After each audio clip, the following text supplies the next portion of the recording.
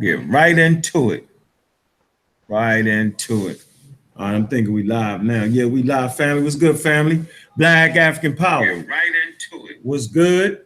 Right into it. Hold on, let me get this out. I think we live now. Yeah, we live, family. What's good, family? Black African Power. Yeah, we live, family. What's good, family? Black African Power. Right into it. What's good? Oh, is that my thing going at again? I got all kind of shit going on that. Damn, that was crazy, yo.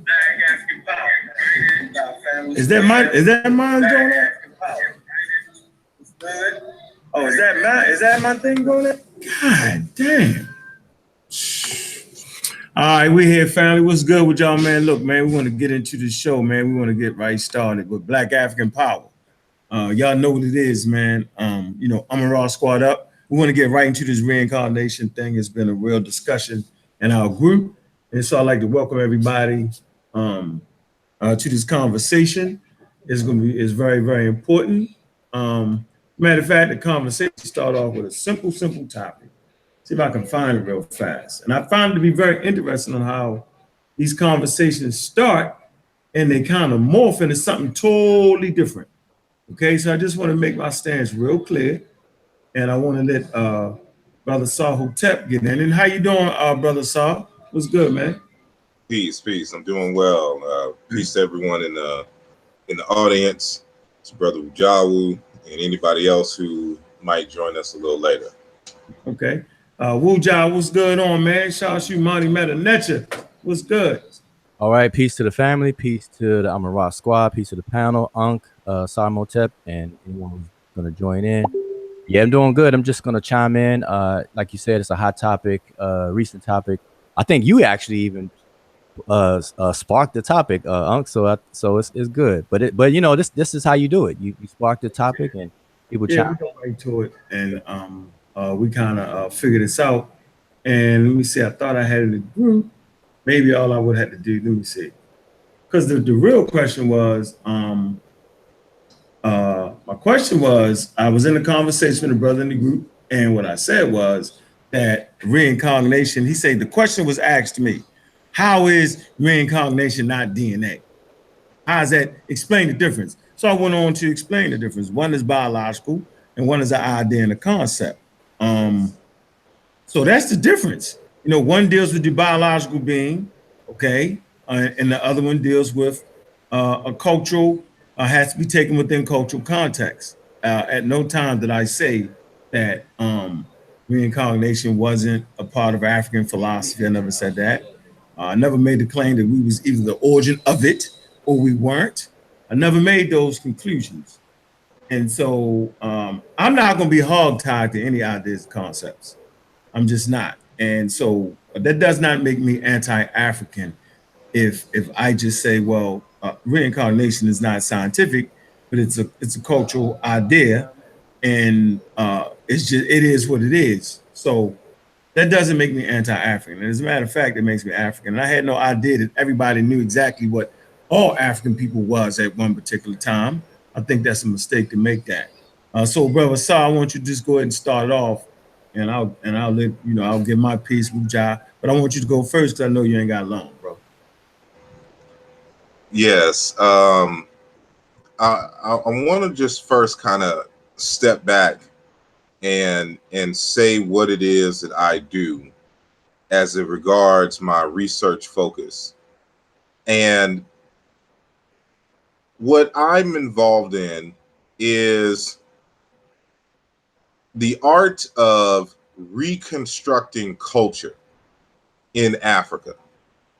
And I use many different tools to try to reconstruct the cultures of a people.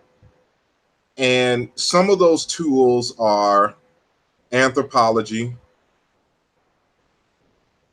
archaeology, historical comparative linguistics, psychology, and you might also include like art as well, you know. But in this process, I look at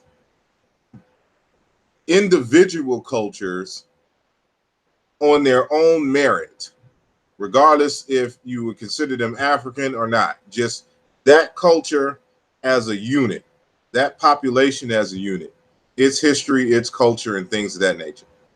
And then I do that for another set of cultures, each individually, and I understand them in their own right. And from there, I begin to look at what is common between these groups and hypothesize why there is commonality, if there is commonality between these groups. I also look at what differentiates them, what makes them different from each other. And I have to preface this discussion with that because a lot of times people who study Africa only want to look for similarities, and then they commit what we call a trans-substantive fallacy. And that is when you take information and knowledge from one group in terms of one study, and then you apply it beyond that group from which you studied. So, for example, somebody will take some concepts and ideas from the Yoruba and then say that this is African, in the sense that all African people do what this Yoruba group does. All African people believe what this group of Yoruba believe. And you'll run into this trans-substantive error in analysis. And we have to try to avoid that. And this plays into the discussion topic in which we're having today. Because some people will take the ideas of reincarnation, for example, from the Hindus and then try to apply it to the Africans. Or that they'll take an idea of reincarnation from one African group and then apply it to another. And so in my book, Nesubiti,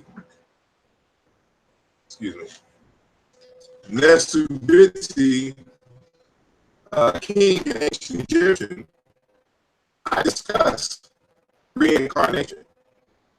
And I attempt to reconstruct the fundamental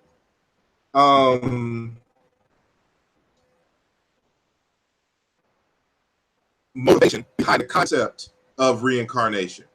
And what I discovered in a few groups of African people is that reincarnation isn't per se this notion that some spiritual entity is alive and conscious and has some kind of form going on in another world and decides it wants to reincarnate in its family line. That's not what a lot of groups believe. So, for example, the examples that I cite here in the text have, for example, some Bantu-speaking people, the Akan and Tree-speaking people in Ghana, as well as the Collagen people in East Africa. And when you read their initiatory text, they'll tell you that reincarnation is simply the naming of your child, the name of an ancestor. Now, it is believed that certain names are imbued or embedded with certain personality traits. For example, if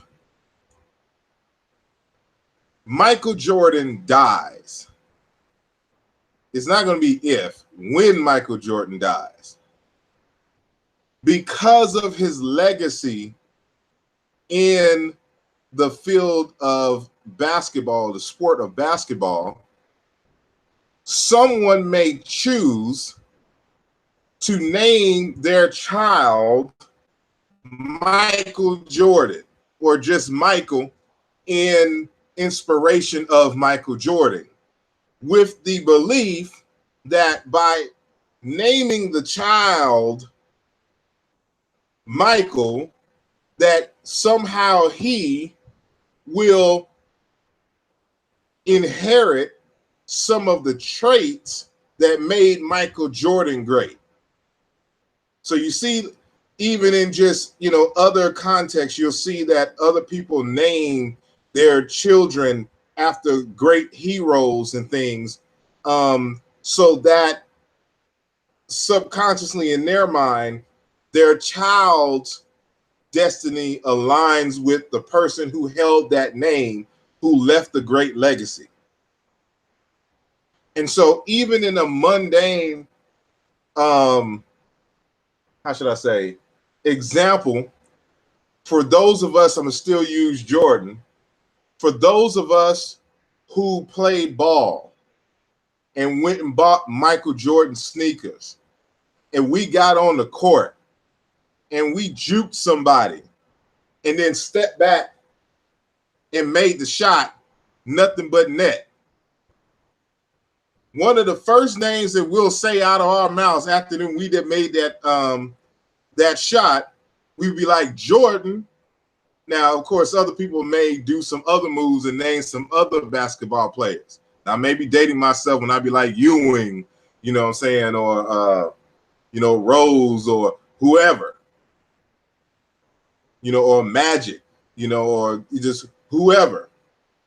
It is, people like to wear Jordan shoes because they believe that if they have on the shoes, that they'll be able to move, to shoot and play like Jordan. Somehow the essence of Jordan is to transfer to the shoes and then ultimately into your game. And so, although it's a rough analogy, the motivation behind the concept of reincarnation as through the concept of the name still has that type of spirit. It's within that domain of reference.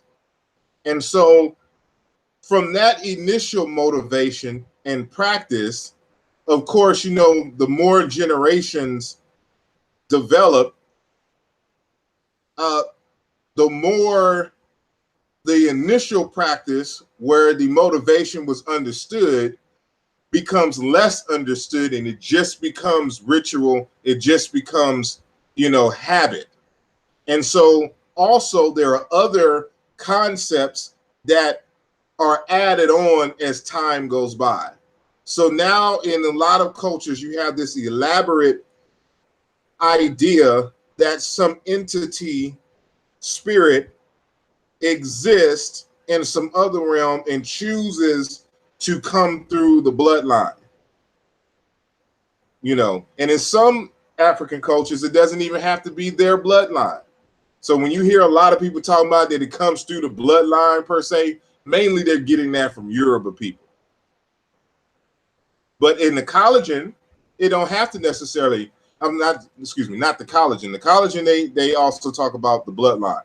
But in the Dagara system in Burkina Faso, it doesn't have to be the bloodline. It can be any human person or group that you can reincarnate in. And they're no less African than the Yoruba people. And so we have to be careful when trying to blanket the entire continent with certain ideas and practices. The best thing that you can do is to study individual groups and then discuss their certain groups and where they cluster together and then where they differentiate.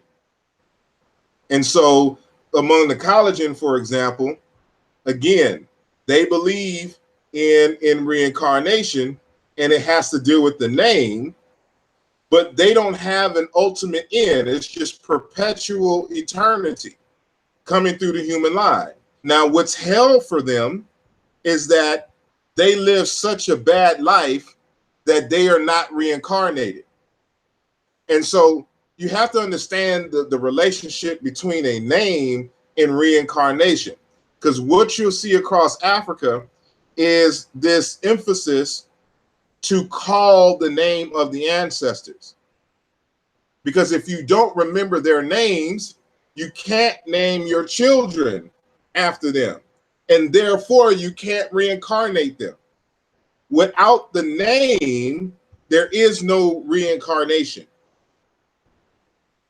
And so there's a degree of similitude and, of course, a differentiation.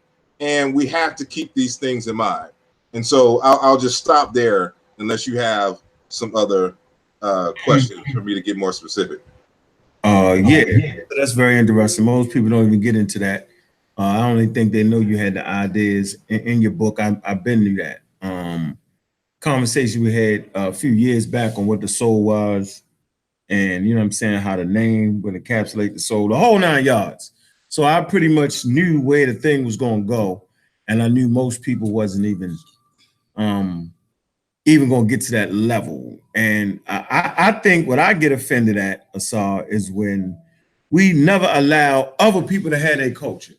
You know what I'm saying? So like I mentioned the word Hinduism and reincarnation. So obviously I was talking about the Hindus' rendition of reincarnation. Next thing I know, I get the whole 9 yards. Well, we had that too. Like, man, let them people have what they got. Because I'm for certain that reincarnating back into a flower, a bug, a bear, a bee, you know what I'm saying, is the Hindus' understanding of that. Okay? They reaching the stage of nirvana where you don't have to come back again. You know what I'm saying? So you would have to show me that in Africa. You know what I'm saying? You know what I mean? So we it's just a very, and then people will read dictionaries and find words. You gone? And find words and to match it up. But that's the pseudo thing right there. You gotta leave it to brothers like you, Smash Rockwells, you know what I'm saying? Brothers who actually delve into the language, man. And it's just so interesting how people will jump out there. So I just want the listening audience to know, right? At the end of the day, man, real. Like, I do not have to believe the way my ancestors believe to, and because I don't believe the way we believe, all of a sudden I'm not African or I'm anti-African. Like, I think we got room to develop our own ideas and concepts. I'm not African because I was born in Africa. You know what I'm saying? I'm African because Africa was born in me.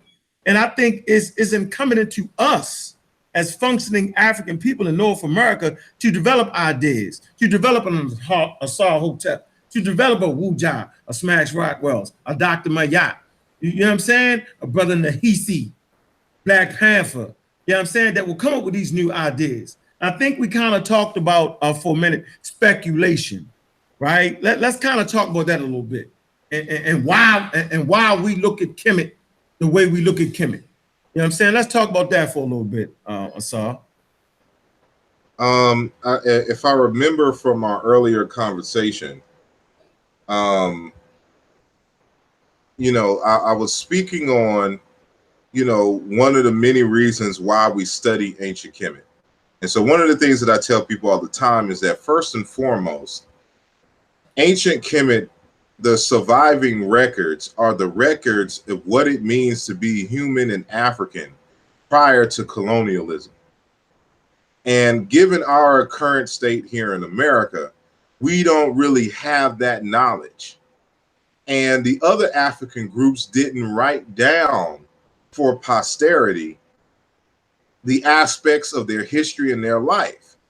So we have to obtain information in a different way with them versus what we can do in ancient Egypt, who wrote down, their thoughts on life, their thoughts on relationships, their thoughts on good governance, on the importance of agriculture, the importance of love, what makes an enemy, and things of this nature.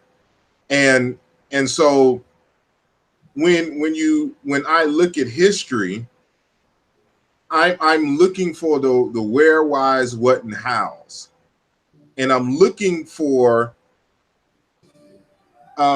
examples of how to develop and maintain institutions and governments and things of that nature. And so we always have to go back to the beginning. And so as far as the records are concerned, that we have that information is going to be in ancient Kemet. And so we see, you know, there's speculations of life and how that has led to the cultures in which we admire. And then from there, we go study other African cultures. As I said, it's not an either or, like we just study Kemet and neglect everyone else. We study Kemet, we study the Yoruba, we study the Akan, we study the Wolof, you know, the Soyinke, the Amazulu, the you know, the other Kushite speakers and the people like the Oromos and things of this nature. It's we study everybody because we're trying to get this information, but we aren't trying to get this information for the sake of information, just having information. We're looking at what we have done, where we have failed, how we can fix those holes, and how we can build something new and greater. And so part of that process, and this is where a lot of African practitioners, African spiritual practitioners have a problem with me, is because I ask certain questions and I don't take everything that African people say or do as if it is the truth about the universe. And I think this is the problem that we're having even in this discussion about reincarnation. Not saying that reincarnation itself is false, but no one has been able to demonstrate that it is true. And so you shouldn't automatically think that just because some African people believe something and that it has become part of their culture, that it is in fact right and exact. And this is the problem that we're having. And this is why you have a lot of pushback, because you have a lot of people wanting to disassociate themselves with Europeans, automatically align with things that are African, but they never question the validity of some of the things that are African, as if African people can't make mistakes, African people can't make stuff up, African people can get certain things wrong or can't get certain things wrong. They just go wholeheartedly, you know, and then go throughout their lives living just as blindly with African traditions as they have with the European and Arab traditions. And so I choose not to be in that camp. I choose to question, you know, the validity and the merits of certain ideas that come from our ancestors. And that's what makes what we do science. And so for religious folks, it is a sin to question the wisdom of your ancestors. For those of us who are scientists, we understand that it is mandatory to question and test the wisdom of your ancestors. If the wisdom of your ancestors is right and exact, it will withstand scrutiny. And it's something that you can stand on and be proud of. But if it's not, you know, you have to be adult and mature and be able to say that it is what it is, but we have to move on beyond this because it's not working, it's not right and exact. And so that's kind of the context from an earlier discussion that we were having. And so I hope I answered your question.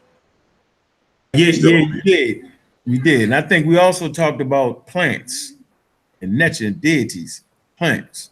Kind of remember that? Yeah, that was yeah, briefly what I was saying is that in Africa, a lot of the so-called gods are not entities with a personality like a human being. Yeah, that's They are pantheism. simply energy or active energy or principles that are found in certain phenomena in nature. And so a lot of the gods that if you really are into African culture through the priesthood system, you'll know that a lot of these gods are really associated with plants, and that the care and concern for our ancient ancestors was first and foremost human relationships, good human relationships, and good and vitalistic health. And so a lot of our spirituality centered around health, or what we're calling spirituality today, was really centered around health and the study of plants and the active ingredients of plants. And so in the new book that I'm working on, Alluja Volume 2, in my response to Dr. Wesley Muhammad, there's going to be a section in there where I'm talking about exactly what a god is. And so God is simply a god, a spirit is simply energy, power, the ability to make something happen. And so when we talk about a particular deity, I'm going to use a more modern scientific term to reference what we're talking about. So if I say Eshu or Ogun or whatever other Orisha, I'm talking about the quantization of a spirit form or an energy form, the quantization of energy. Now, the difference between, because in quantum mechanics, they use this term quantization. So when you see a light or a light ray, that's a quantization of the electromagnetic field. There are fields that we swim in basically all day. And so the agitation of these fields is what gives us the phenomena that we see. So when you see light, that is just simply the excitation of the electromagnetic field. They're currently looking for example, we know about the gravitational field, but they're looking for a graviton. If they find a graviton, that would be a quantization of the gravitational field. In 2012, they discovered the Higgs boson. The Higgs boson is a quantization, an excitation of the Higgs field. Everything has field. Everything is surrounded in the most fundamental thing in the universe, according to the standard model, is fields. And then everything arises from the fields. This concept exists within African hypotheses and theorizations of the universe. It's the field. And the quantization of these fields are the spirits and phenomena. The difference between the African conceptualization of fields and the quantization of energy and that which we find in quantum mechanics is that the Africans believe that by speaking directly to the fields, that they can affect it and force the energy to do the will of the person that calls it. And so this is why the naming and understanding names is important in African traditions, because an ancestor would just be an energy field that responds to a calling, a quantization of energy that responds to a calling.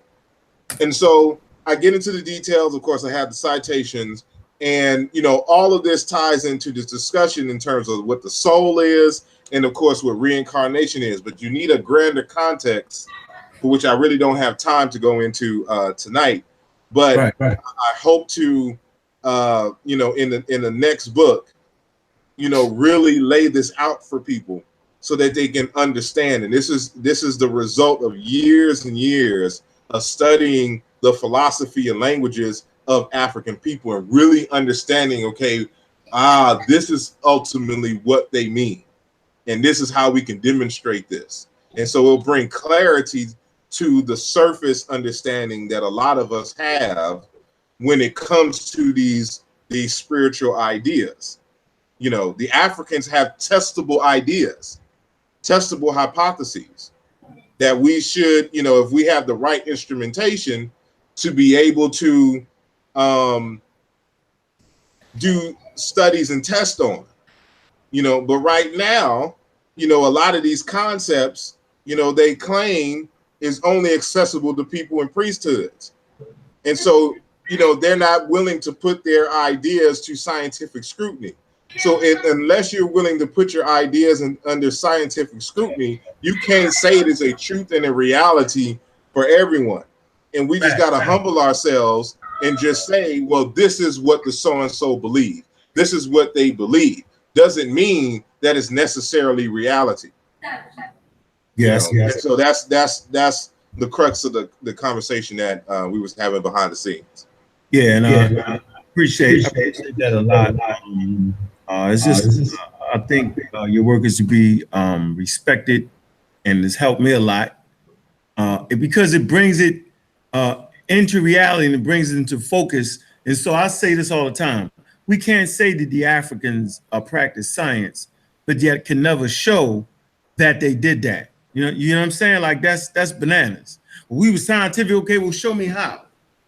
And when we start to talk about the how, like we talked about the plants and how they was trying to invoke or call on, right? We kind of spoke on that aspect, right, of the vital energies within the plants. You know what I'm saying? And so we talked about the scientist Julian Percy, right? He's the first person to reach total synthesis, using plants, chemistry. And so you go from a stage of calling on the energies within the plants, right? Then you get to the point you realize that there's an energy in the plant.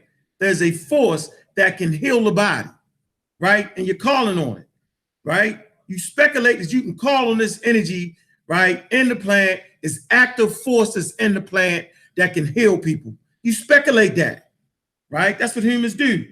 Go to the point of speculation, right? Then you realize chemistry, and you can actually pull those active ingredients out the plants, right, to heal humanity. You know what I'm saying? Like, that's not complicated. You know what I'm saying? We reached those stages. We know this to be for sure. We know the ancient Nile Valley Africans practiced chemistry. We know the brother Julian Percy reached total synthesis, right? Make codeine, you know what I'm saying? Things of that nature. Synthesizing plants. This is chemistry. So we talked about certain African nations still being in certain stages of development based off of being underdeveloped. So we know that Africa was underdeveloped. We know that. We know the Nile Valley had a long history of not fighting wars on a regular basis, which allowed them to grow and develop, you know what I'm saying, their ideas from speculation, you know what I'm saying, to hypotheses, you know what I'm saying, to studying nature and knowing all things. So early on in African history, based off what UNESCO said, right, we had a platform for science, taking these ideas and bringing them in to help change communities. And so don't get mad at me, right, if certain ideas has not been tested. That don't mean those ideas won't be proven later on down the line. That don't mean that. But I stay close to the science because I know staying close to the science is an African thing. Break that point out there. Where you at, Brother Bujai? Meta Nature Scholar, Supreme. Where you at, bro? Okay, I was muted. Yeah, I'm still here. That's very, very good. And I agree 100% with what excuse me, with what Asar was saying. And what I wow, what I noticed that inside of the Facebook group, we have to be very, very careful because something that Asar just said, and you just said as well. We have to be very careful of when people start to feel threatened, and this could be a subconscious thing. When people's ideologies feel threatened, then they'll start to demonize science. And I noticed in the Facebook group that I'm seeing topic posts start to begin up again, trying to pit science against African spirituality. We need to cut that out. We got to be very, very careful with that because as Asar just demonstrated, is that just because Africans believe something does not make it automatically true. That's like the appeal to authority logical fallacy. Just because Dr. Ben said it, it must be true. Crazy. No. So what happens is we have to question what the ancestors or everybody has said before, because they could be wrong, loud and wrong. Just for us to repeat things over and over again, we could be repeating something wrong and ineffective. So science gives us the tools to allow us to know when something is known. and which means that we have the tools to discern. And if it's all wise, right, and exact, it should not be threatened, and it should be able to withstand the scrutiny and the testing that science provides for us. So we should be very careful not to start demonizing science again, because you're going to lose. Any type of argument or debate you're going to have with that, you're going to lose. I guarantee you that. So, but what I wanted to show, just real quick, before I forget, let me if I could share my excuse me, share my screen. Can you see my screen? I'm gonna put it up. Let me see. I'm gonna click on. Yeah, I can see that. Yeah, yeah, right there. Okay, so I'm not sure if hopefully the people in the audience can see it. Okay, so this is kind of just building, adding to what Asar has been saying, as far as different cultures and ideologies. See, when we say reincarnation, we should always, when we start talking about these polarized words, we really have to step back and slow things down and really define it according to the environment that is used in. Facts. And that's what you did with the Hindu idea of reincarnation. And what people do is they'll take an idea from its environment and put it into a new environment, expecting it to act the same. You can't do that. A fish cannot, like, we cannot act the same way on land that we do in water. We gotta have scuba gear. We gotta have an oxygen tank and everything when we go into water. Well, John. Yes. Yeah, hold on. Watch this. This is exactly what I said. This started the whole post with 300. Watch this. I said the conversation. I like to take people's conversation and spotlight them in a group. The conversation at Del Lewis. All right. He said, "Can someone tell me why reincarnation is not DNA?" That's what he's asking. Now, meet Brother Unc. I said DNA is passed on. It does not die. So if you don't, matter of fact, DNA is passed on to the next generation. If that person dies without having children, then the DNA is not being passed on. Okay? I said it's passed, doesn't die, it comes back. I say, it does not die and come back in another form. Right? Footnote: reincarnation is a Hindu cultural religious practice. That's all I said. So Hinduism is right. Reincarnation is a Hindu cultural practice. And nobody can get around that. I never mentioned Africa. I never mentioned who was first. None of that. From that point right there, we done had a whole week discussion on, I can't agree with you that it's bananas. But go ahead, and because you made a perfect point right there, right? From the cultural context I was talking about. Right? First of all, whether it's African reincarnation or Hindu or whatever, European reincarnation, that's not DNA. Okay, what y'all say? But go ahead. And so yeah, to continue with that thought is that what we have to stop doing is that, and I give this example all the time with cars, you can't take a Honda engine and put it into a Mercedes Benz and expect it to work.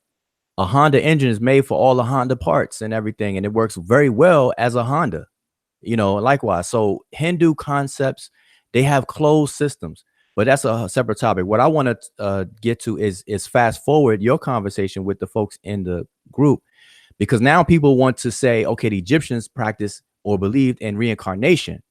And then so all I ask as a scientist is to give examples that highlight this or show support for that. And so one of the things that was given to me was the word Wehem Mesut, which I have on the screen. And so people take that as support or proof that Egyptians believed in reincarnation. And so I dealt with them one by one. As people were giving to me, I'm dealing with them one by one. So this is false. This word is not as evidence for reincarnation. Here's why. The word literally means, the word Wehem means to repeat. And the word Mesut is the word for birth, Messi, to give birth. And Mesut is that which is born. So we have repeater of births. That's what this word means. Literally, the two separate words. But now, within the language itself, it's not used literally that way. When it's used collectively as a phrase like this, it actually means, when it's used, it actually means to renovate, to renew, or to restore.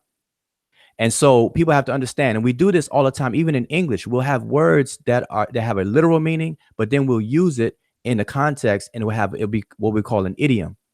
And so what I showed to confirm this, first I gave a reference to a dictionary where you can actually see that it means renewal, renaissance, renovation, etc.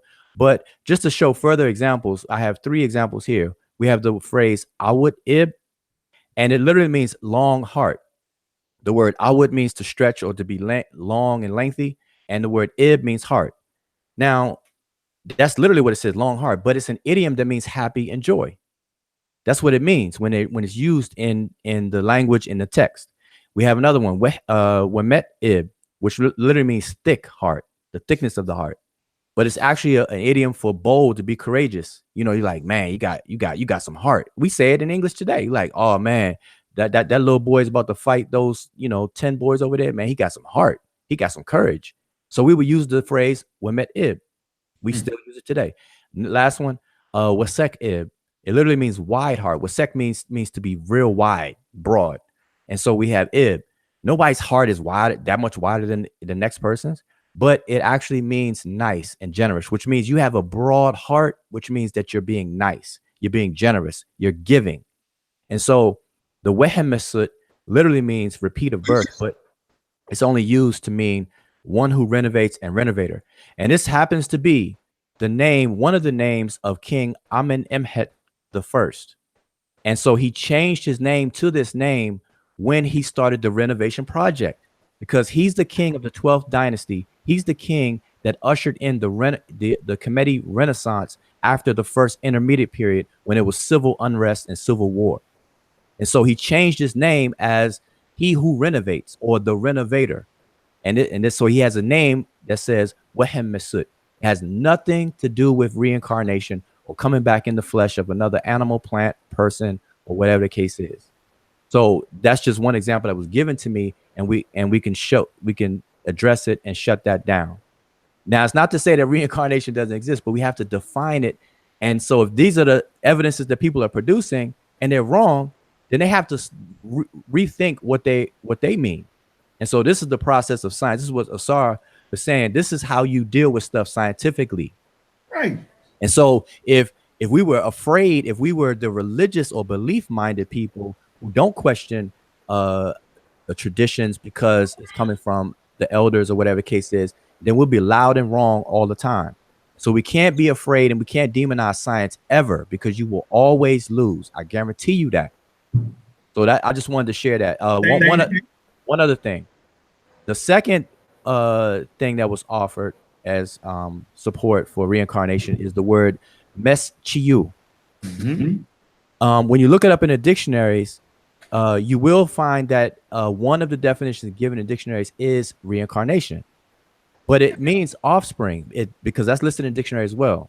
So what does offspring have to do with reincarnation? And so this is what Asar mentioned earlier as well, because in the Nile Valley, as well as other communities in Africa, the notion of reincarnation in that sense was the naming of a child, to rename the child that of an ancestor based on the collective characteristics or the personality or persona that ancestor exhibited. And Asar gave a good example with Michael Jordan. So somebody may want to name their child Michael, or Michael, after Michael Jordan, because of what Michael Jordan represents. Not that Michael Jordan comes back, or whatever the case is. So these things have to be considered. So Meschiu simply means offspring. You can find it in the text, and it means offspring or descendant. That's what it means. It doesn't have anything to do with reincarnation in the sense of coming back, dying and coming back. You see what I'm saying? So we have to be very, very particular. And this is what science gives us the tools to do, to discuss these things and to really, really unpack it and find out what's really going on with these things. So I just wanted to share those things. And lastly, what Asar said is about the naming, how important naming is. Because if we really, really look at what naming something actually is, what everybody should do that's listening, look up the definition of definition. Like, look up the word definition, and you're going to find that the word definition itself means to limit something. And so Asar mentioned fields. And if we notice in Kemet, we have this field idea or notion called nun, the nini, the nun, and everything arises out of this field. And once it arises out of this field, it receives a limiter around it, which is its identity. And that limiter identifies it What Asar called it was the quantization of that thing, which is like he said, the Higgs boson is the quantization of the Higgs field. And so out of the noon, you when you name something, you're actually differentiating it from everything else in the soup, in the vast ocean of nothingness and eternal bliss or whatever, abyss. So when you name something, you're actually giving it a demarcated line or a limiter. You're actually defining something by naming it. So the word Ren in Rodney Kemet means to identify, to limit, to define something. And once you lose that limit around something, it is lost. And so the names are important to keep up with. That's why people call on the names of people. And when you rename somebody, that's when they get the notion of reincarnation, because you're keeping that quantization of that thing alive or in memory to keep it going. And that's all I wanted to say. I Well, want to add on to basically what you just said. So I'm citing from my book again, but I'm citing Ronald Leprechaun. I'm for people who have my book, page 265. So I'm actually citing. So this is the chapter on the Shinu, and I argue that the word Shinu is an archaic word for name in the Egyptian language, and they were using the Shinu, the rope. Hold on 1 second. Sorry. Unc, I think you have it frozen on my screen still. Sorry about that, Asar. Okay. all right, go ahead, Asar. Okay. So what I was saying is that this is chapter 14, where I'm discussing the ancient Egyptian Shinu. And what I argue in this text is that the word Shinu is a word for name. It is, matter of fact, it's a dialectical variant of the word Ren, name. And that the ancient Egyptians used this as a rebus, the word for rope and the word for circle. This is why the king's name is surrounded in the Shinu. They're just using the rebus principle and paronymy, which of course the whole book is about parenting. But in it, I talk about the importance of names. And so that's where my discussion is on the concept of reincarnation, which is a kind of a subtopic for a greater topic on the importance of the naming and the soul and all that good stuff.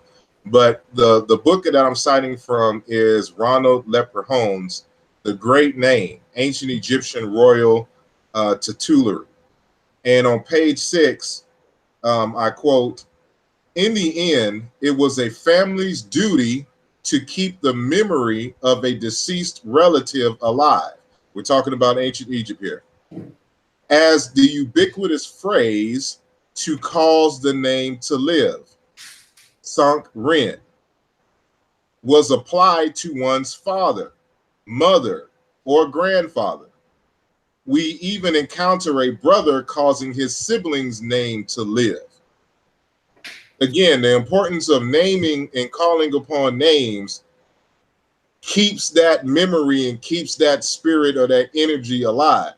Once you lose the memory of your ancestors, that your ancestors, one of the things that I argued in here is that the name is the ancestor. So when we're talking about our ancestors, you're just talking about their name. You're just talking about the memory of them.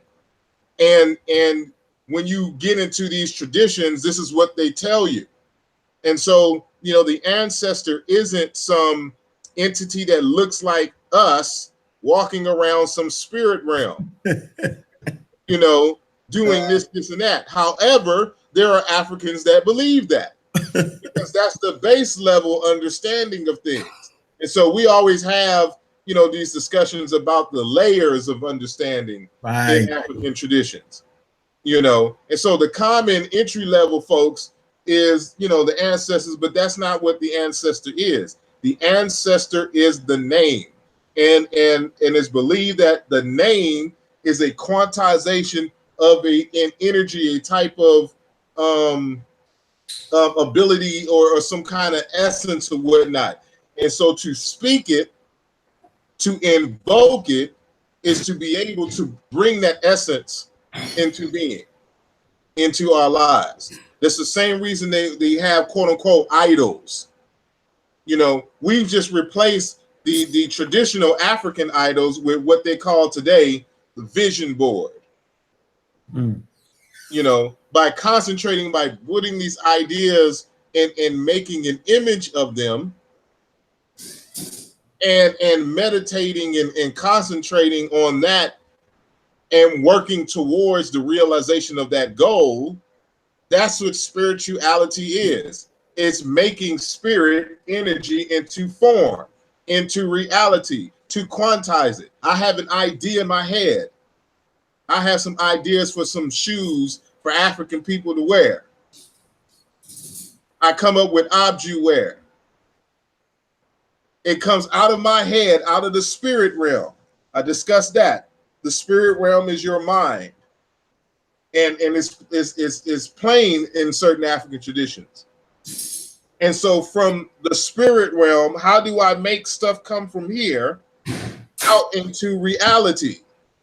And so we have all kinds of ways and mechanisms to do that, to keep these ideas alive into society. So we make quote unquote idols, we have rituals, we have festivities, events, all to keep these ideas alive and to put it in the forefront of people's minds.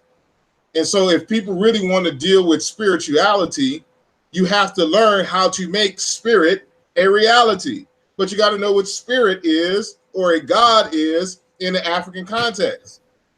And so that's what part 1 is in here. Part 2 is in the upcoming book, where I discuss this in depth. And I'm using African sources. So y'all know me, I only, when it comes to this stuff, I only use initiated Africans, you know, when they're talking about their traditions on these things. And so when we understand this, it takes the spookiness out of African spirituality.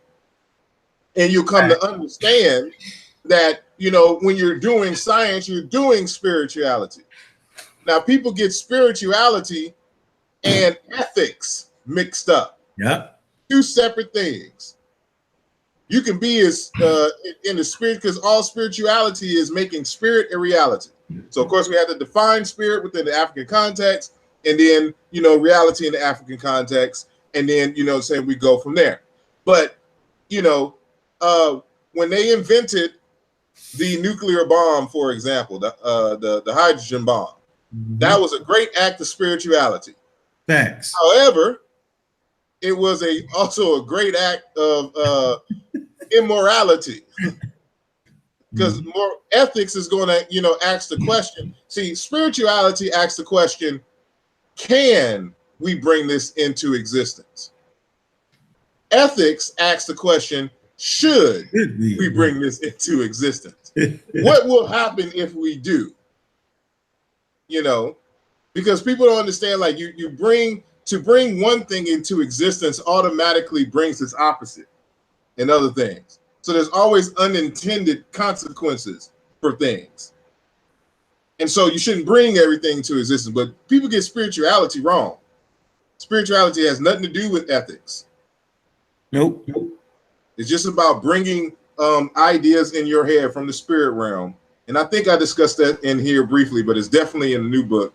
It's going to be more to the forefront. So okay. So that's a serious conversation, and like I tell people in the group, don't poke the bear. See, you know, like, we work as a collective group, and I just gotta say it. We're very, very good in a lot of areas. I just gotta say it. So, you know what I'm saying?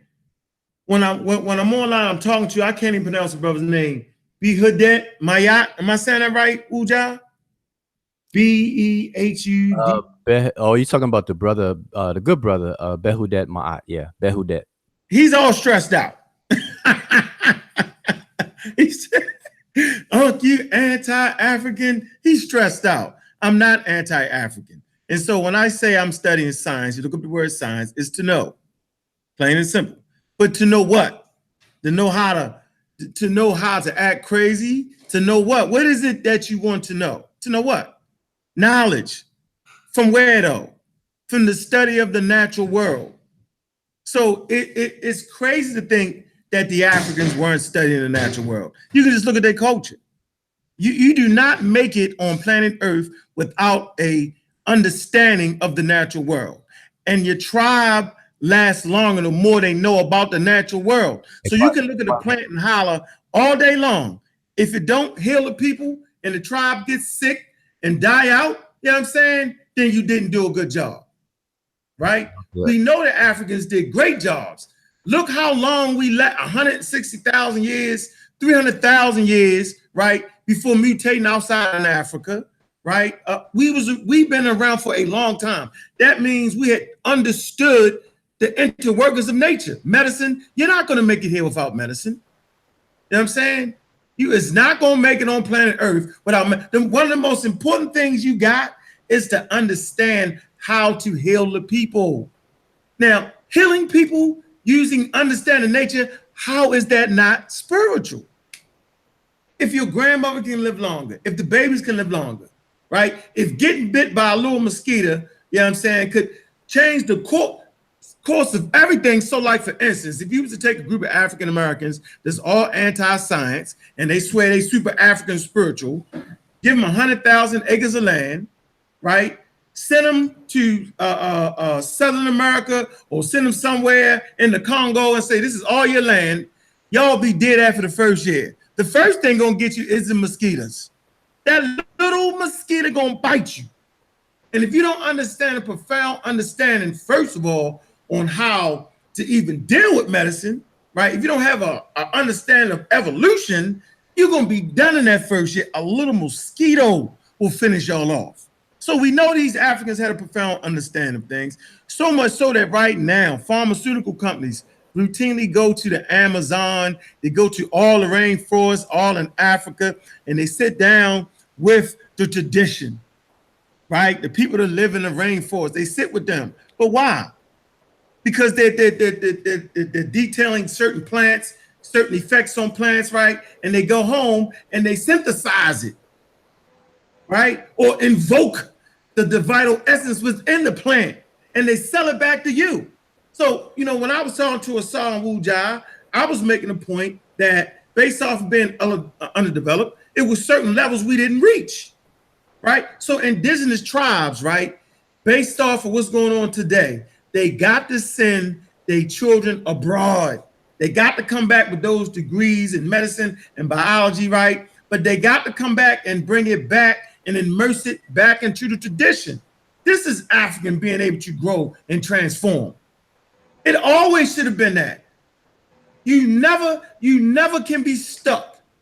You know what I'm saying? If you stuck on Earth, you will die. How do we know? We know the other humans that were on planet Earth. Homo habilis, Homo erectus, Homo ergaster, Homo naledi. You know what I'm saying? Homo Neanderthal, right? They all died out.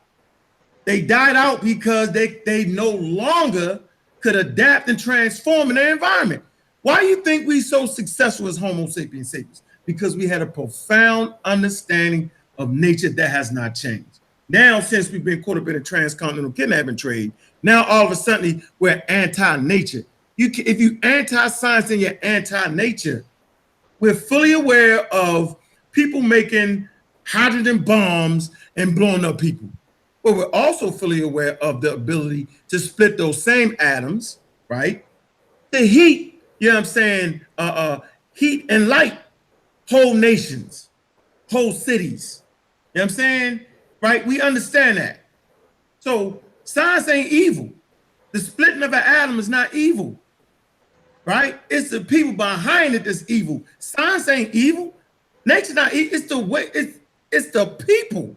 And so we had a profound morality code in Africa. And even with that, it took time. So you're like, people think we just floated around Africa. You know what I'm saying? We ain't never had no wars, no fight. Man, I like to bring you to, quote unquote, the Nama palette.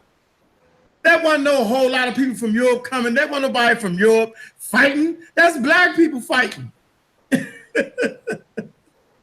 But Asar, I never forget the time. I ain't gonna mention who you was arguing with. I ain't gonna do that. But the argument reduced to this. If the Africans would have had the hydrogen bomb, they would have used it. Yeah.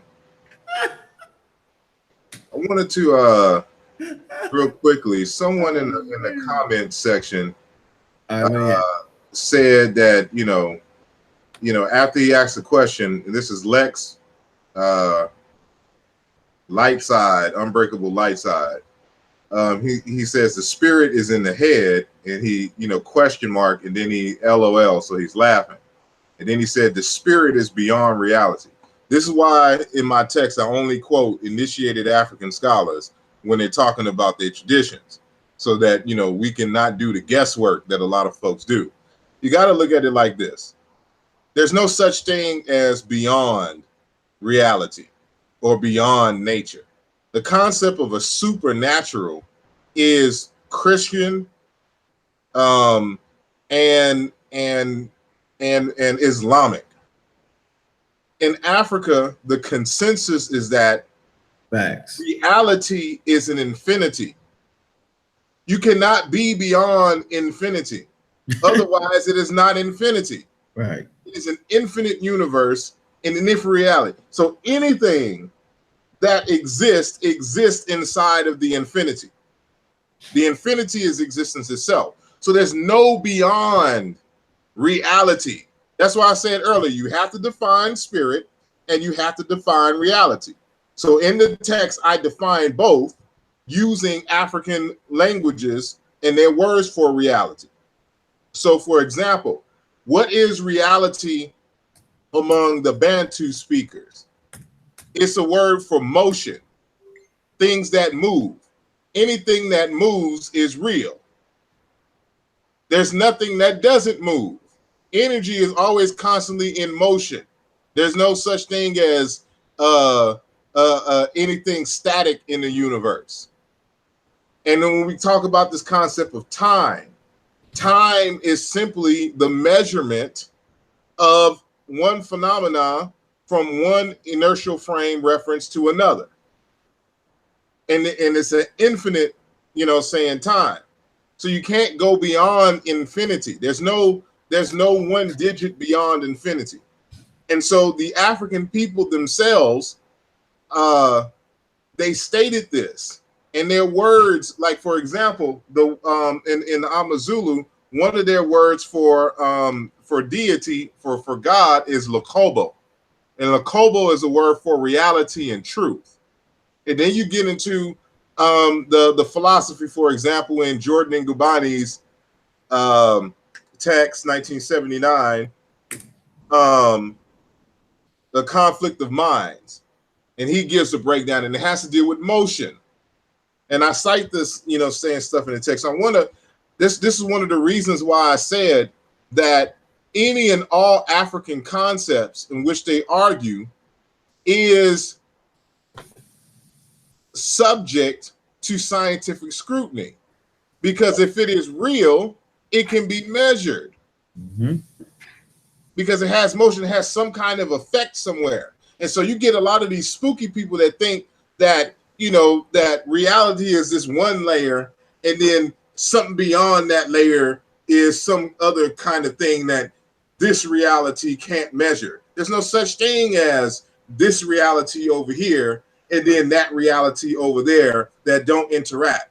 Just because you cannot see the quantum world does not mean that the quantum world is something different. If there was no quantum world, you would not have the up quarks, down quarks, the gluons, fermions, and everything else that make up the atoms, that make up the molecules that make up your body. The quantum world is part of your reality. And so we can measure certain things in the quantum world and things of that nature. And so we got to get beyond this spookiness and thinking that, that science doesn't have something to say about so-called things spiritual, and why we got to be precise in our definitions and precise in our knowledge and understanding of things. A lot of folks are just getting information from people who haven't studied this stuff or are simply practitioners. And sometimes the practitioners are the worst because they just live the reality, but they never studied it. They never criticized it and put it to the test. They just go through life with the rituals and, you know, and saying chants and things of this nature, and they think that they're spiritual. And you know, those are some of the most dangerous people. But I'll end there. What's going on, brother Smash? What's going on? How you doing, man?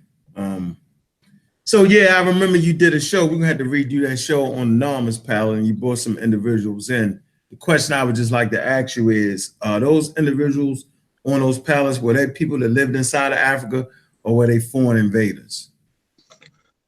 That's a good question. I think that's the ultimate question everybody wondering when looking at the palette. We do see people with a likeness that I would not say, I mean, you know, is phenotypically African. You know what I'm saying? But we know we got all phenotypes. Right. I can't say, I can't locate these people. I can't place these people. There was a name for people actually written next to the man who was being slain, whether that was his name or the name of his people. These are all things we're left to speculate because of the limited information that was placed on the palette, and plus, you know, the context that we're trying to look at it in thousands of years later. But I mean, I possibly would not be the one to say whether those were indigenous Africans or not. Okay, so I asked that question because it was a war going on, and it was on. I argue that it wasn't. I argue that it wasn't. That it wasn't a war. No, that it was a war, but I think these people were actual Asiatics.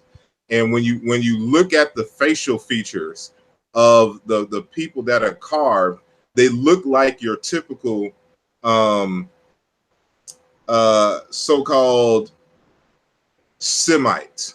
And so one of the jokes, so if the stereotypical quote unquote Negro has wide nose and lips, what kind of nose does a stereotypical Jew have? It's the hook nose. So when you look at a lot of these pictures, you're going to see the hook nose of this group, and you see that on the Narmer's palette. They were that detailed to even get the hook nose of these individuals. And this is one of the reasons why, even when you look at the hair that is grabbed and things of this nature, it looks like those folks. And so my speculation is that these are Asiatics, because you got to remember that Asiatics been coming into the Delta since pre-dynastic times. Facts. At times they had peaceful relations, and other times they didn't. You know, and so go ahead. I'm sorry. The war to remove. So okay, this is the question: was the war to remove the Asiatics, or to unify the country to get, you know, to unify the different countries together, different tribes together? And could Asiatics been part of those tribes? I mean, you know what I'm saying? Like, did the Asiatics have an actual country within Africa? And they, you know what I mean? What that's the situation I'm talking about. I can't. No one can really. I can't say, because it's not enough detail on the Narmer palette that'll let you know exactly what is going on. Like it's not like, you know, the later text where they, you know, giving you the story and letting you know exactly who it is and where they came from and all this other kind of stuff. It's not that detailed. You just get some fragments of some scenes. We know it's some conflict going on, but to what's the reasoning behind it, I don't think that is apparent on the actual Narmer palette itself. I just look at, when I'm looking at the palette itself, one of the things that I look at is the facial features. Okay. And again, when you start looking, because you start to see it in some of the other depictions of the Asiatics at later periods, is the hook nose. And so you will hear Khalid Muhammad talking about, you know, the hook nose Jew. And you know, when he goes off in on the Jews, but that's a serious feature. But that's not to say that you won't find Africans with it either.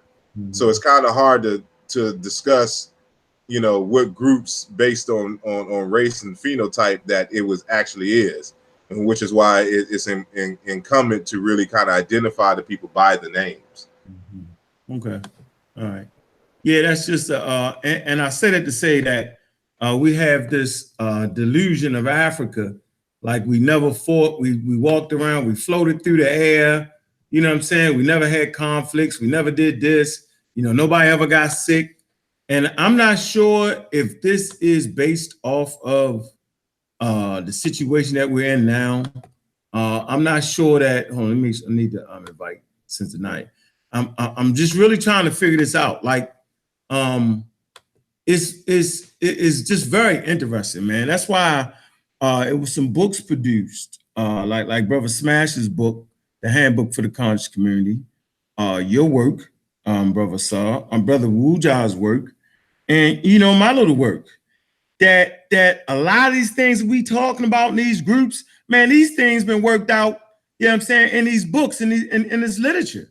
You know what I'm saying? So, sometimes I come off like the bully in the group, but really I just be trying to stimulate conversation. And I know a lot of times I know a lot of the answers, but I want to stimulate thought. You know what I'm saying? So I don't even mind being wrong. But I never, as a person who don't read the language, right? I think I'm well codified with people around me that do read the language and break down the language. And so these ideas of reincarnation, these ideas of wars in Africa, these ideas of the Moors, these things were thoroughly discussed, you know what I'm saying, in the Amara squad. So a lot of new people coming in, they just late. And this idea that I had, real black atheism, was based around demystifying African concepts by really studying Africa.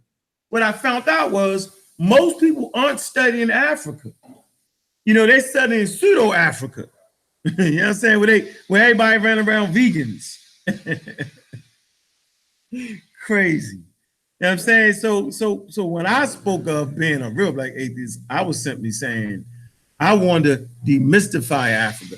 Because as long as we got Africa mystified up, then the European know he got you beat, and he can always say, y'all was never scientific, y'all never did this, y'all never did that. Because the basis of growth and development is having science, having the ability to study nature.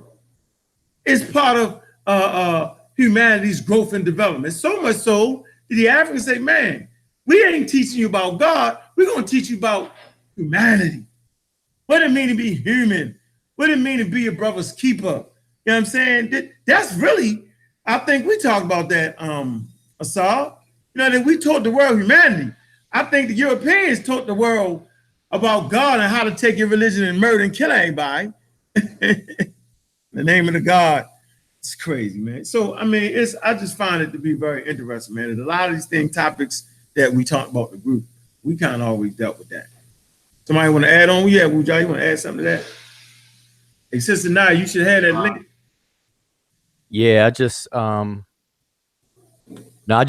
like I said, I just keep giving the same advice and encouragement that people, we got to be real careful about demonizing science. And I really think it comes down to, and it's maybe on a subconscious level with people, but when we dive into science and we get specific and we start to unpack things, people get threatened, and they only threaten because they haven't done these things. And so it's a sense of running the risk of finding out that what you believe or hold on to may possibly be wrong. And nobody wants to be wrong, especially if you've been practicing something for decades in your life. You don't want to be wrong. So you have this thing of a pushback, but we need to relax and accept it, because if you are doing something that's all wise, right, and exact, then science should not be a threat, or the tools of science should not be a threat to it at all. Science should be welcomed. And because we should always be scientific, because that's the way the world operates scientifically, meaning that everything has a reason or a reason behind its phenomenon or its happening. And so we got to find that out. If we don't know, we have to just admit it and say we don't know. But can we know is the question, and we pursue that knowledge, which is what science does, and it gives us the tools to do that. So I wanted to say that. And then I wanted to say something about the Namir pilot and things like that, is that what people have to realize is that Kemet, the statehood formation of Kemet, was done by predominantly three organized communities. And one of the main ones, because I asked the question from the Egyptians' perspective, from the Remich perspective, who are the Nubians? And in me answering that question or asking and creating that conversation, what people should come out of that is that in the Egyptians' eyes, in the Remish eyes, the Nubians were one of the triad groups of people that helped form the statehood or the kingdom of Kemet in the first place. These are the people that occupied the territory that archaeologists call Nakada, that the Egyptians themselves called Nubit, or the Greeks call Heracleopolis. Those three places are one and the same. And they were a major group of people that contributed to the formation of Kemet. And that formation occurred after these battles of people coming together, and those who did not get down, they had to lay down. And so people who did not come to an agreement, they were forced out. And so the Namir palette represents this battle or so on of these people who did not agree with the majority of these three contributory polities, pre-dynastic polities that came together to form the dynastic structure of what that we know as Kemet today. And so these West Asian nomadic folks that come into the Delta and things were part of the problem of those three major pre-dynastic communities. And so there was fighting that was going on prior to the formation of the statehood. So I just wanted to include that so people can start to look into that. And the other community is the community that we know in the location the Greeks call Abydos, but the Remish called Abju. And so you have these archaic cemeteries there as well.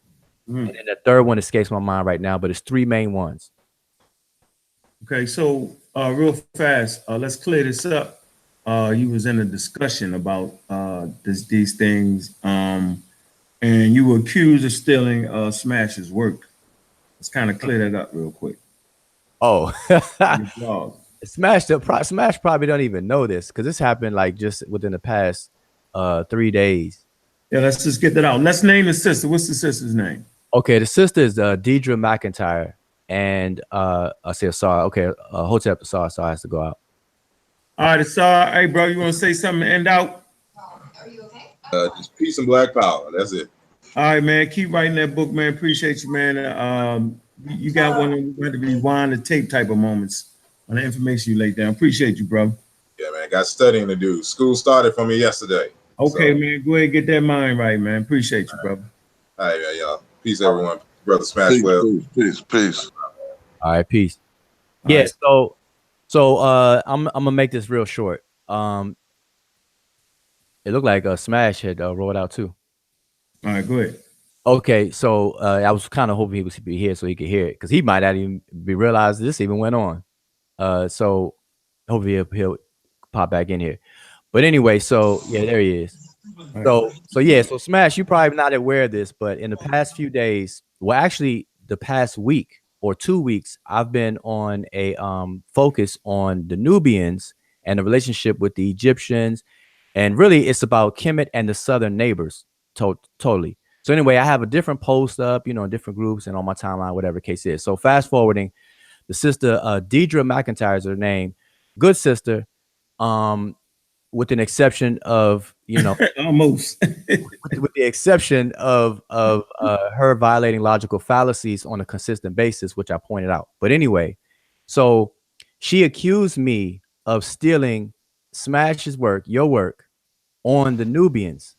Not knowing, she doesn't know me, and she doesn't know our history of the conversation. So she was under the assumption that I just began talking about this stuff in 2018, and so she accused me of stealing and this and that. So I had to show her screenshots of our 2012 nice, long, good, very good conversation / debate that we had in the group. It was me, you, Asar. And I think Sanjetti chimed in on it, and we were talking about Ta-Nehisi, and we were talking about Nubia, or how, the problematic use of the catch-all word Nubian and Nubia and stuff. So I showed her just the screenshots, just show her that, look, we've been talking about this for a long time. And then, so she shows me your blog, you did a blog. And I'm like, listen, how are you going to accuse me of stealing his blog when it is our conversation in the group that inspired the blog in the first place? Like, he's addressing our conversation with the blog. In the blog. That's what the blog was. Yeah. Exactly. So I explained that to her, and I swear for the life of me, it didn't matter what I said. She still accused me of stealing it, and that I'm bad character and stuff. So this is what Uncle's talking about to clear up. No, I did not. Matter of fact, that was a really good conversation, and we talked about it in 2012. That conversation was November, December 2012, which is 6 years ago. So I had to tell her, like, look, I'm not new to this.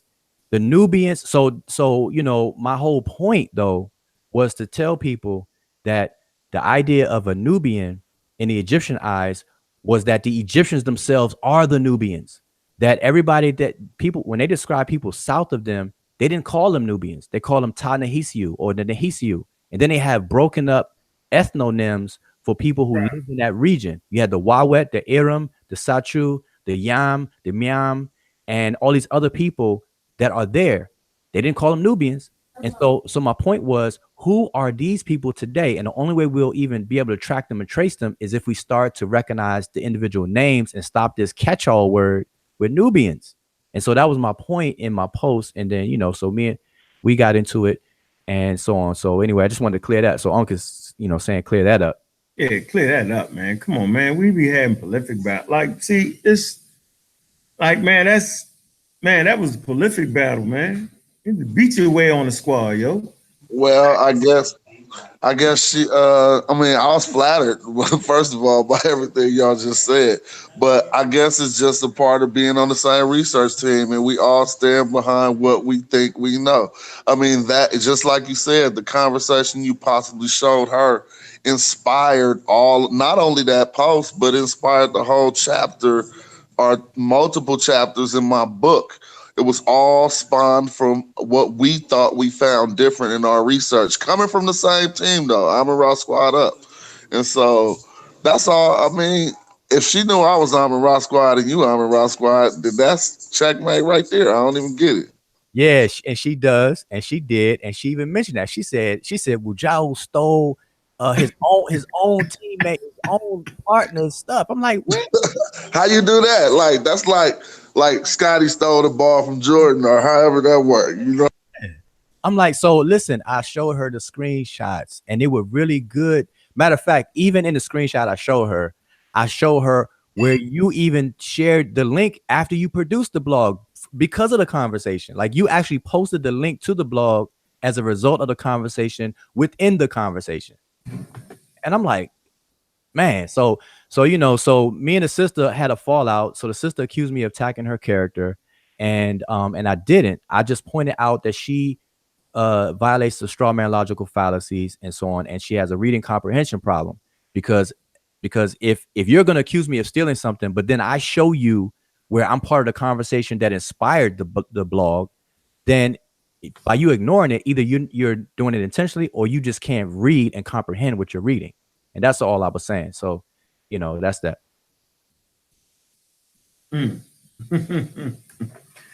So, trying to wait for Naya to get in here. So, I guess at the end of the day, man, look, we ain't never was playing with this. Nope, never was. And a lot of these conversations that we're having in the group could be dealt with by just reading our books. Say it all the time, and it ain't so much promoting a book, or hell, I'm gonna promote them damn books regardless. It's the point of, man, you got to read literature, right? You should do a literature review on subjects before you come in acting like you know this and acting like you know that, man. Because it's been going on for what we had about 5, 6, 7 years now. Don't we do? It's interesting, man. So this whole thing, you know what I'm saying, is calculating. So I do it. I shake the tree up, you know what I'm saying? See who say what crazy. I already know the answers to the test. And we hope to find people that, can add to the work that we do. You know what I'm saying? I say it all the time. Everybody on the team younger than me, right? So we don't want to be old grumpy men and old grumpy women, and the younger brothers and sisters that's serious with the scholarship, saying what's going on now. So, like, let me give you a good example. So, a lot of the arguments in the community could be dealt with based off of people learning the language. You got Brother Wuja's class. Learn the daggone language. Hitting brother smash up. right? Man, he breaks down them glyphs, man. We had a show on here where Brother Reggie came out of nowhere and started testing everybody. And I've been around for all those tests. I've been in the damn museums, right? I know who can read. I know who proficient at reading meta nature. Everybody in the group, I know who do what. You know what I'm saying? That was Reggie's thing to see who could really, really, really read. Remember them days. And so, I mean, it's a serious situation. So, point I'm making is elders in the community these days are making mistakes based off of not being able to read the meta nature. You know, me and Wujai was talking about this. It's a lot of mistakes the elders made. The great Dr. Ben, one of my favorites, you know what I'm saying? Made a few mistakes. You know what I'm saying? Probably made a lot of mistakes, right? A lot of the elders these days, right? Most of them don't agree with biological evolution. You got to deal with Charles Finches of the world. I know Professor Smalls doesn't. I know who was on that show of Wujai with me when I called in Saw Nutters? It was InfoDC, Professor Smalls, and who else? Professor Kaba? No. Professor Kaba, I think he deals with that. I think he deals with biological evolution. Me and him did a show together. He's straight with that. But I know what you're talking about. Baba Heru. Baba Heru. And you know, they was kind of joking me a little bit, having a little fun, a little bit. You know what I'm saying? And people took that and ran with that. Right? And the reason I had to understand and be proficient in understanding evolution, because that is like the quote unquote like core of understanding how we came from, you know what I'm saying, or why we wouldn't be Native Americans, you know what I'm saying, how the forces in nature, study of science, forces of nature is so powerful that naked human beings leaving out of Africa, you know, developing clothes, the whole 9 yards, would not be able to walk those many miles without being transformed by their environment. And you would only understand this by studying evolution.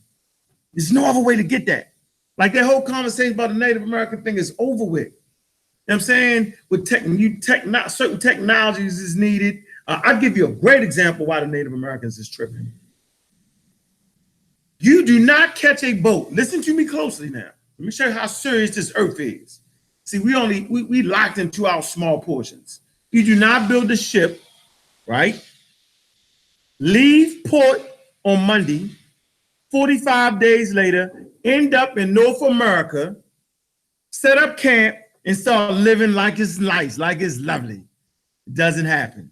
The whole topography has changed.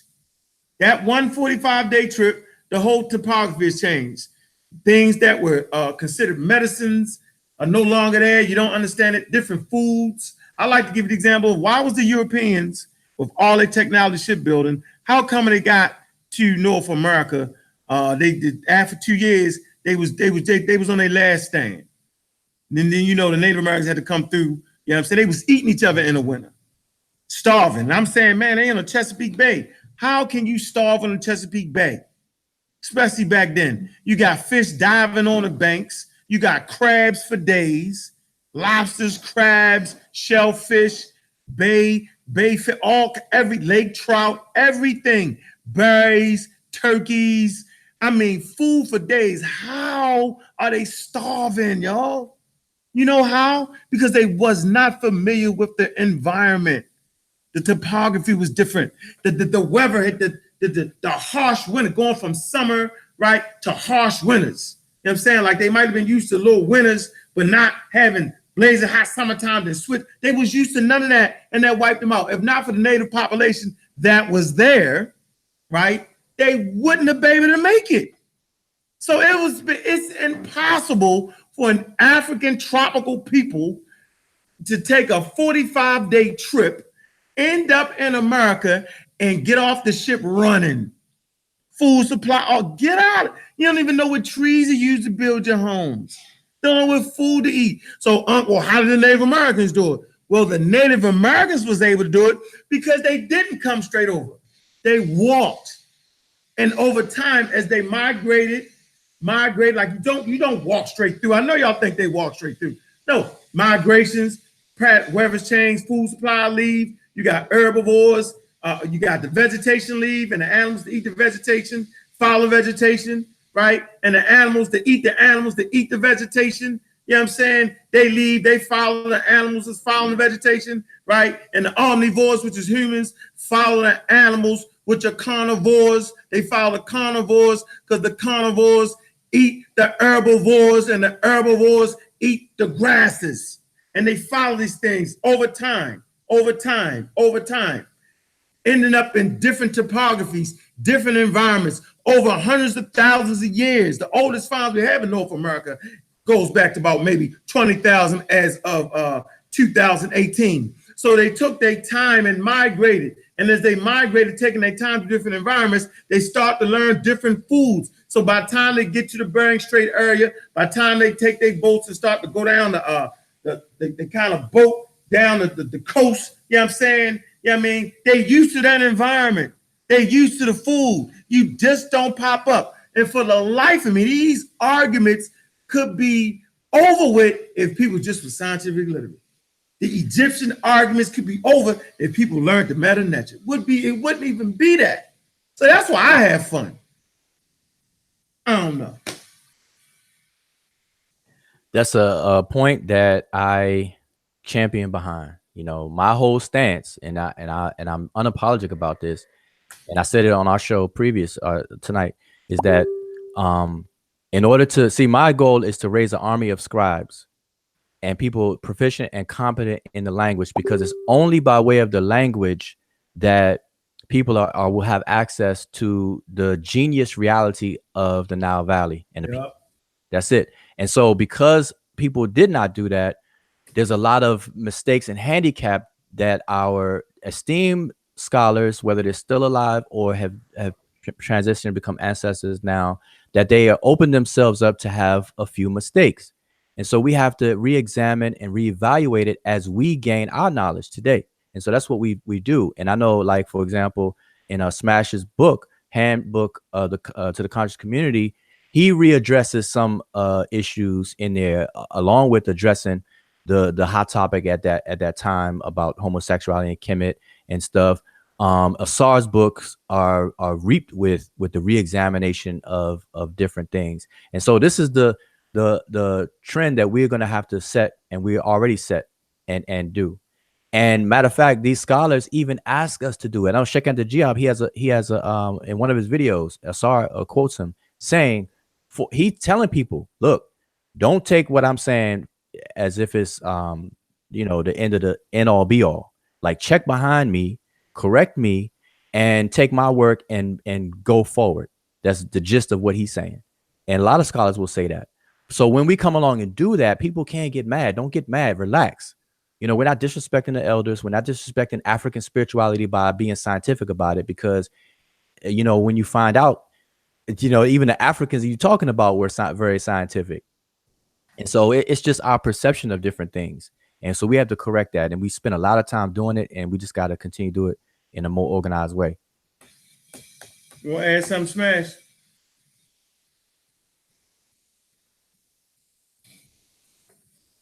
No, that's not much I can add to that right there. I do agree with everything the brother was saying. I just probably want to chime in on something a little bit different. The need for more builds like this, and us to get back on this platform and build more often about a wider range of subjects. You know what I'm saying? And not to say that we don't already cover a wide range of subjects, but I do miss building live with the Amara Squad. You know what I'm saying? So I just want to speak towards us, knowing that it's a necessity, that there's people out there watching and people out there who actually, appreciate this information. And so we should, we need to step up and get back on it. Yeah, I agree with that, because as you said, that one of the hottest videos we've done was when we came together, and it was out the blue for us, but it was a real-time discussion. Like it wasn't like we had a backdoor discussion and then we say, okay, we're going to say this. It wasn't like pre-scripted, pre-planned, and okay, we're going to go live and do this. No, we went live in real time. I think we brought up the Stella with the word Israel in it, and we started breaking it down like in real time. I don't know if you remember that, Smash, but like everybody loved that. We were just discussing, talking, tossing ideas around, pulling up the dictionaries, pulling up the words, pulling up what other scholars were saying, you know, and that's what you do. That's what I think people miss that. Yeah, I do remember that, and that's exactly what I'm talking about. I'm ready. We remember we figured it out that the white boy kind of colored it in wrong.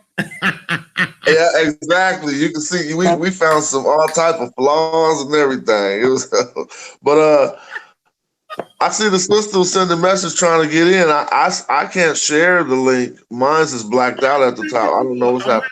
I invited straight from here to say you got it through your mail, right?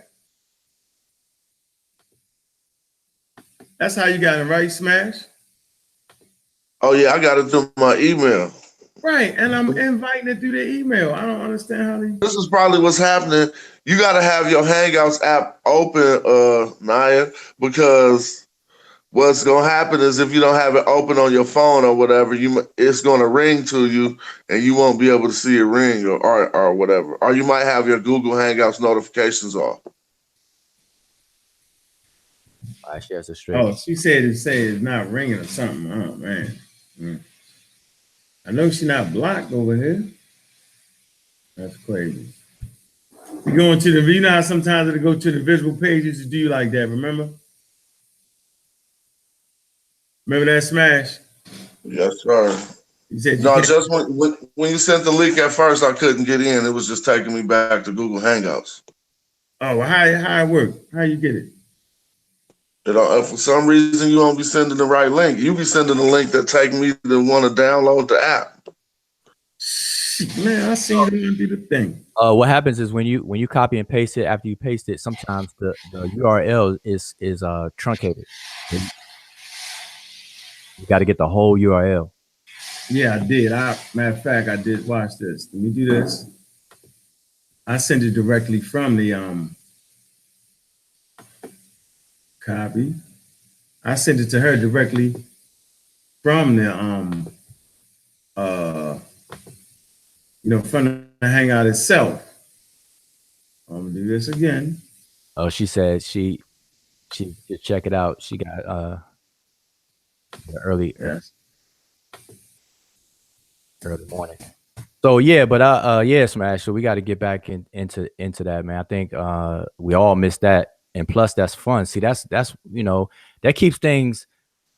What do you call it? It keeps things balanced because we're not saying we're know-it-all. Like people could actually see the process unfold of learning and researching. It's like people we like set it up where people could be a fly on the wall, and here we are just having a discussion about different topics, and that's where it's at. I think if more people did that, then we won't have this adversarial attitude in the community where I'm better than this person, or I know something you don't and whatnot. If we all just come together and put our minds to it on different topics and pull all the resources and see what comes out in the wash. That's and we kind of kick that off. So we do have to get that going again, get that started. Yeah, especially with this winter coming back. I was trying to figure out what subject I want to dedicate myself to up until next summer. I got about a good 6 months that I could put into some research going into 2019. But I haven't had a subject or any. I was looking through some of my unfinished research and was like, maybe I'll pick up on this. But it's normally those type of discussions that fuel the fire to want to go in on a deep research. You know what I'm saying? Yeah. That's why I picked back up on the Egyptian southern neighbors situation. How did the Egyptians, because see, in a separate research that I was doing, I've been coming across literature where the Egyptians themselves describe their southern neighbors. And I noticed that our elders, scholars, would always say that the Egyptians and the Cushites are one and the same, and blah, blah, blah. And we always say that Cush is the grandmother or mother of Egypt, etc. But here I am, I'm looking at the actual literature with Egyptians that if you said that to them, they would slap you. They would be offended that you would call them or say that they're the same as the Cushites or any of their southern neighbors. And you can see in the text why and stuff like that. So, and these are things I'm bringing forth and bringing out. So to revisit that, and then you realize that wait a minute, they never called these people Nubians. Nubians were themselves. And so, and then you get into, you know, the Kush Empire, Napata, and later Meroe and everything, and you can start seeing the picture unfold a lot better. So I may kind of focus on that over these winter months to kind of Well, bring. that's interesting. I would like to see how what you brought forth or what you prepared to bring forth would differ from the similar material that was exploited by Stuart Tyson Smith to say that, yeah, they didn't want to sound, I mean, they would slap you if you called them the same as this because the Southerners were Negro. And I know you don't have the same answer, and that was just like some gross exploitation by the white man to do that. But I do presume that it's some of the same textual findings about not liking in the book Wretched Kush, Yeah. and not to visit Tyson Smith's explanation of Wretched Kush, but I'm pretty sure that would also point to or address some of the things that you are finding about the sentiment towards the southern neighbors. Yeah, and that's a perfect. I'm glad you said that because what this discussion would do, you know, a future discussion we will have on it, it will re-examine that guy's material and show that it's not because they were Negroes. It had nothing to do with that, but there are things that are there in place. So what we end up doing is we're going to straighten it out. We're going to straighten it out and exactly what they saw and why they would feel that this way and that way for it. And I could just say now, just the gist of it, I know why our elder scholars like Dr. Ben, Sheikh Anta Diop, and the likes would always say that Cush is the parent or grandparent of Kemet. And now I know why they say that. And you have to realize the climate in the 1970s and 80s was that Egypt was a product of West Asia or Europeans. And that Egypt was not black. The black people are the Cushites or the Ethiopians. Mhm. So European scholars full-heartedly admitted that the Ethiopians or everybody south of Kemet was black. So our elder scholars, in order to push back about Egypt, they said, well, if we can prove that Cush or that the South is the origin of Egypt, then that will allow us to prove that Egypt is black. So they went that route. And in doing that, they focused on certain things and left out other things. And so we have to clear that up and clean that up. And so that's what I'll probably dealing with throughout, you know, this winter with things like that. But it had nothing to do with skin color or them being Negroes, because that word in black, that's not there. Remember, we talked about this. That Ta-Nehisi, the word Nehisi does not mean Negro or black, but that's what they translated as. On purpose. So that's how they got away with that. So we're gonna straighten that out. That had nothing to do with that. Mm-hmm. Yeah, we got any questions in the chat room? We don't make no super long. But we are for sure. I keep saying to do the regular one, at least once a week. We gotta do at least a once a week thing. And yep, in fact, we did clean up the community, and it's time to clean the community up again. God damn it! Yes, it is. All right, and the best place to start is in that group. So, hey, Smash, how High Road Day go, bro? Oh, High Road Day 2018 was a success. If anybody listening was out there, and we want to thank y'all for coming out. We had a beautiful turnout, Oakland, California. I got to move the event closer to area called Jack London, which is kind of like a business district, I would say, on the water in Oakland. So the event wasn't on the water, but the turnout was wonderful. All the artists loved it. I want anybody on listening to the show to go on Instagram and type hashtag Hiro Day, HIERODAY, maybe 2018, and you will be able to see people's reaction. All the artists. We had Black Thought and the Trifecta. You know, Black Thought of the Roots. We had Talib Kweli, Freddie Gibbs, The Far Side, a lot of other acts that ain't coming to me right off the top. Richie Rich, but yeah, it was wonderful. What I want to venture off into looking forward to 2020 is doing festivals in other cities, doing different type of festivals, not just music festivals. I want to do some cultural festivals and taking some of the knowledge I learned about crowd control and handling large crowds and bringing that to the community. You feel me? Yeah, man, that Harbor Day, man. We had to get down there next year, man. Might have to kick some knowledge in there real quick. Something. A table of knowledge or something there, bro. Oh yeah, it'd be a little bit of everything in there. You'll be surprised. Nah, I ain't surprised, man. It's successful, man. You're rocking a Harbor Day for a month. No, man. So, you titled the show. I don't see any questions, by the way, right now.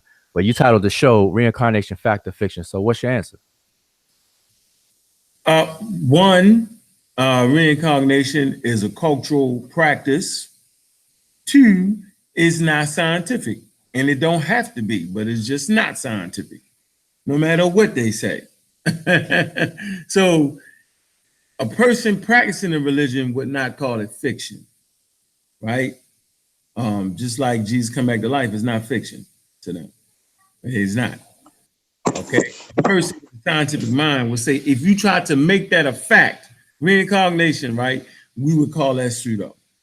Fact. All right, but just to not even to play devil's advocate, but as I learned at the topic of the show, and I would take an opposite stance of what you take, and I would say that I would believe.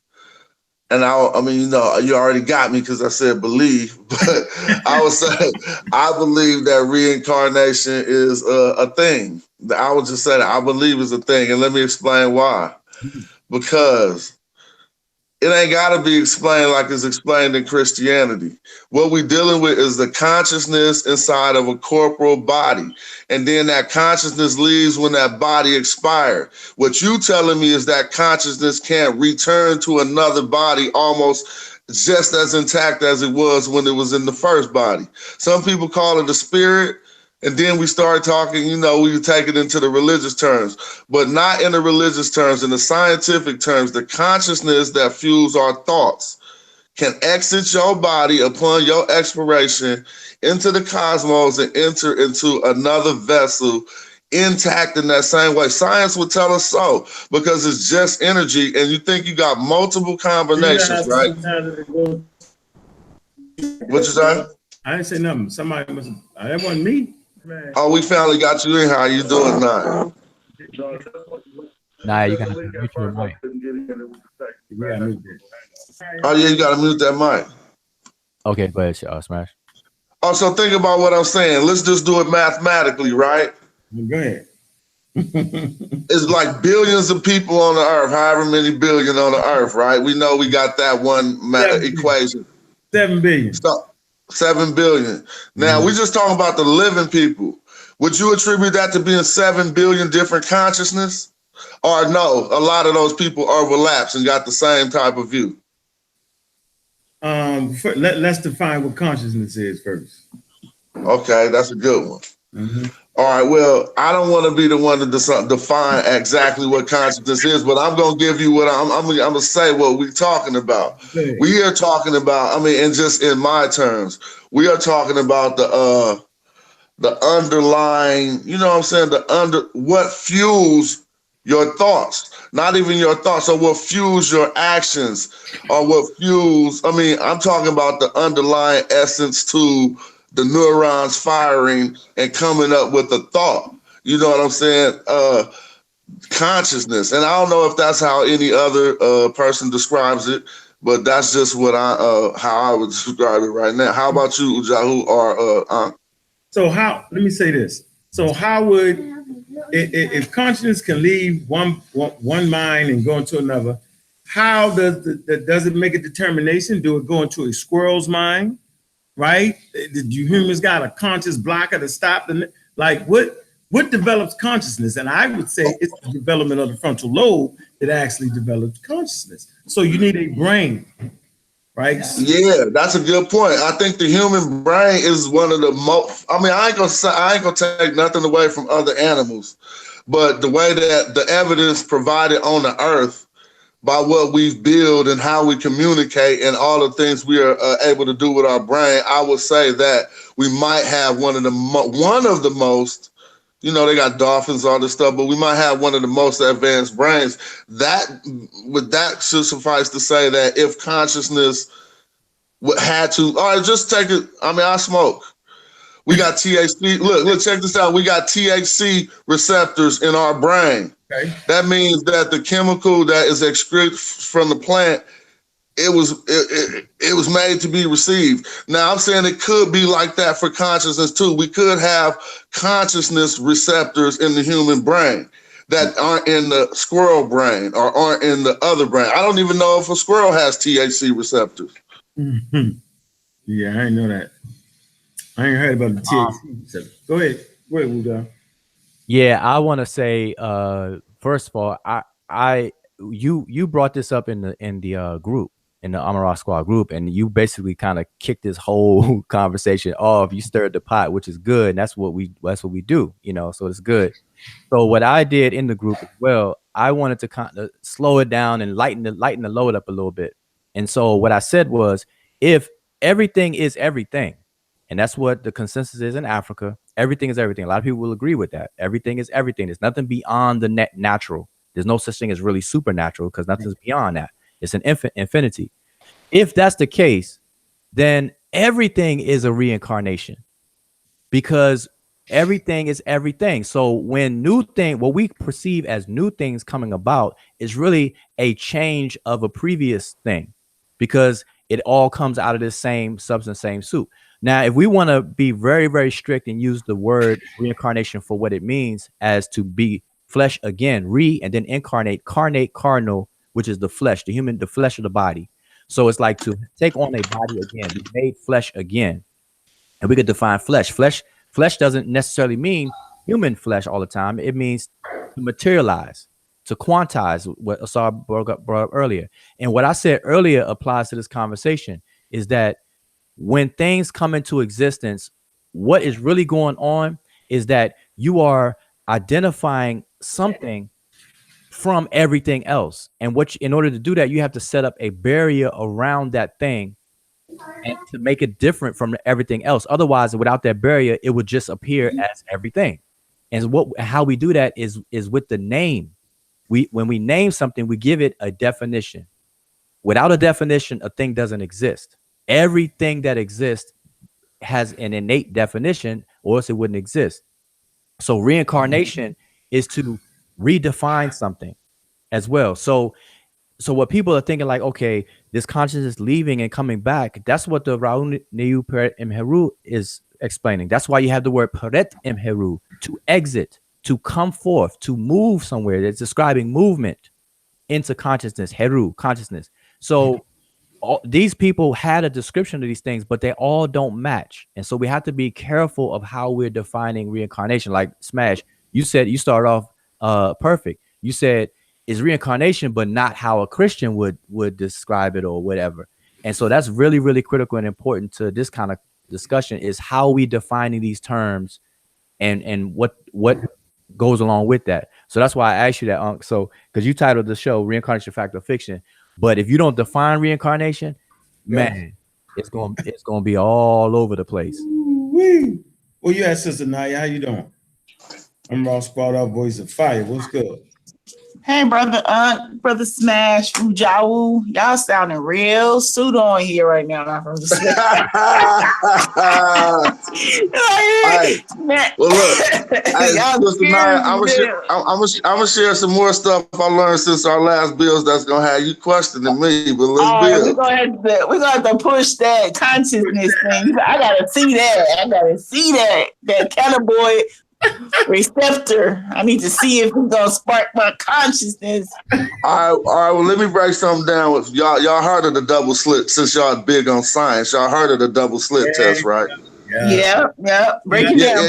Y'all know that a particle won't do the same thing once it's being observed, right? That's right. Y'all know that, right? A particle, see, if a particle may take the form of a wave, or it may take the form of a solid. I mean, basically, it will stay just like one individual particle. But what changes its form is observation. And I'm talking about like peekaboo. Like if you open your eyes, it do something else. The particle. If you open your eyes, it changes. And when you close your eyes, it changes again. And so when we start talking about how consciousness affects things, now we're talking about on a quantum level, but there is scientific, proof that consciousness actually exists. I mean, is a thing, you know what I mean? I know the Scientific American in this month issue, it has, you need to check that out, humans, why we're unlike any other species on the planet. So they were going into kind of what you're talking about on a physical realm and how consciousness is sparked. So if you get a chance, check that out. But, with consciousness is various ways to look at it. It's not one way. It depends on a lot of different factors, information, like Brother Smash is going deep, like mathematical, scientific, but really consciousness on just a basic human level is complex, but it's very simple because the brain, the different aspects, frontal, all those different aspects, it has the ability to retain lots of information. And so for me, I'm more of a behavioral scientist or behavioralist in terms of therapy. So I'm always looking to see what I can prove and what I can see and measure. And so for me, consciousness is basically a collection of experiences. There's both the subconscious, the things that you really don't know that you're aware of, and then there's the conscious stuff, the stuff that you it's your remote memory, your recent memory. And so all of these things drive your consciousness, your feelings, your hunger, your knowledge, your education, your everything drives your consciousness. So ironically, in the conscious community, we call ourselves conscious. And the reason why we call ourselves conscious is because we become aware of certain things about our culture and our people. Can I interject right there? Sure. Because if you don't mind, because you said we become aware, and we're talking about consciousness, and I just want to point out that when I was talking about the scientific test, it's not metaphysical science; it's the straight science you learn in school. And what I meant by the particle quantum mechanics, but go ahead. Exactly. The particle either staying a solid or taking the form of a wave. When we open our eyes, is awareness. Because this is what I mean. Exactly that term you just pointed out. Awareness. This particle is aware that you opened your eyes and looked at it, because it takes a different form every single time. And so we're leading to this is just a sub conversation in the bigger conversation of reincarnation. And we are attempting to define consciousness so that we can move forward. But with that being said, what observation is being made by the particle on the quantum level to know that something is aware of it? I mean, that's just like almost a scientific conscious detector, so to speak. I mean, to say that it is real. If you open your eyes and are aware of this particle, it changes form, which proves that our awareness has a physical place in this existence. You see what I mean? Let me read this to me. Let's get what the double slit is. And I think y'all gonna appreciate this. In modern physics, the double slit experiment is the demonstration that light and matter can display characteristics of both classical and defined wave particles. Moreover, it displays the fundamental probabilistic nature of quantum mechanical phenomenon. It says an experiment, and watch this, was first performed with light by Thomas Young. And of course, the metanetic scholars know who Thomas Young is. Bet you ain't know that, did you, Smash? In 1801, right? In 1927, Davidson and Germer demonstrated that electrons show the same behavior, which is later extended to the atoms and molecules. What they do is the pseudo take that experiment and they start saying all kind of things. But really, they were shooting electrons, right, beam through the double slit screen. And it showed up. So y'all can actually go back and look at that. The pseudo take that and make all kind of stuff out of it. But Thomas Young, the one of the white boys that helped decipher the Meta Nature, y'all got to know that he was way smarter than Young, pseudo, and general contractor because he wrote the first treatise in physics. So that's the type of minds it took to go ahead and decipher that Meta Nature. I just wanted to say that. And let me break down that a little further in layman's terms. So for people who don't understand what we're talking about, like they talking about double slit, trying to go deep, just let's simplify it. Just act like you just grabbed a curtain, right? A big old 10-foot curtain and you hung it up and then you cut a slit on the left side and you cut a slit on the right side. Now you got a curtain with 2 slits. Now you pick up, you got a thing of baseballs, a bucket of baseballs. Each baseball represents a particle. If you standing in front of that curtain and you throw a baseball through the slit, you know science is going to make, and it's a wall behind the slit. Let me add that. You throw the baseball through the slit, you know scientifically that it's going to be a mark where the ball hit on the wall behind that slit and only behind that slit, because that's science, because this ball is a solid, it's one object, and it's going to follow its trajectory through the slit until it hits the wall. Now you got 2 slits. You see what I'm saying? And you got 1 particle. Now this is what they found on the wall behind it.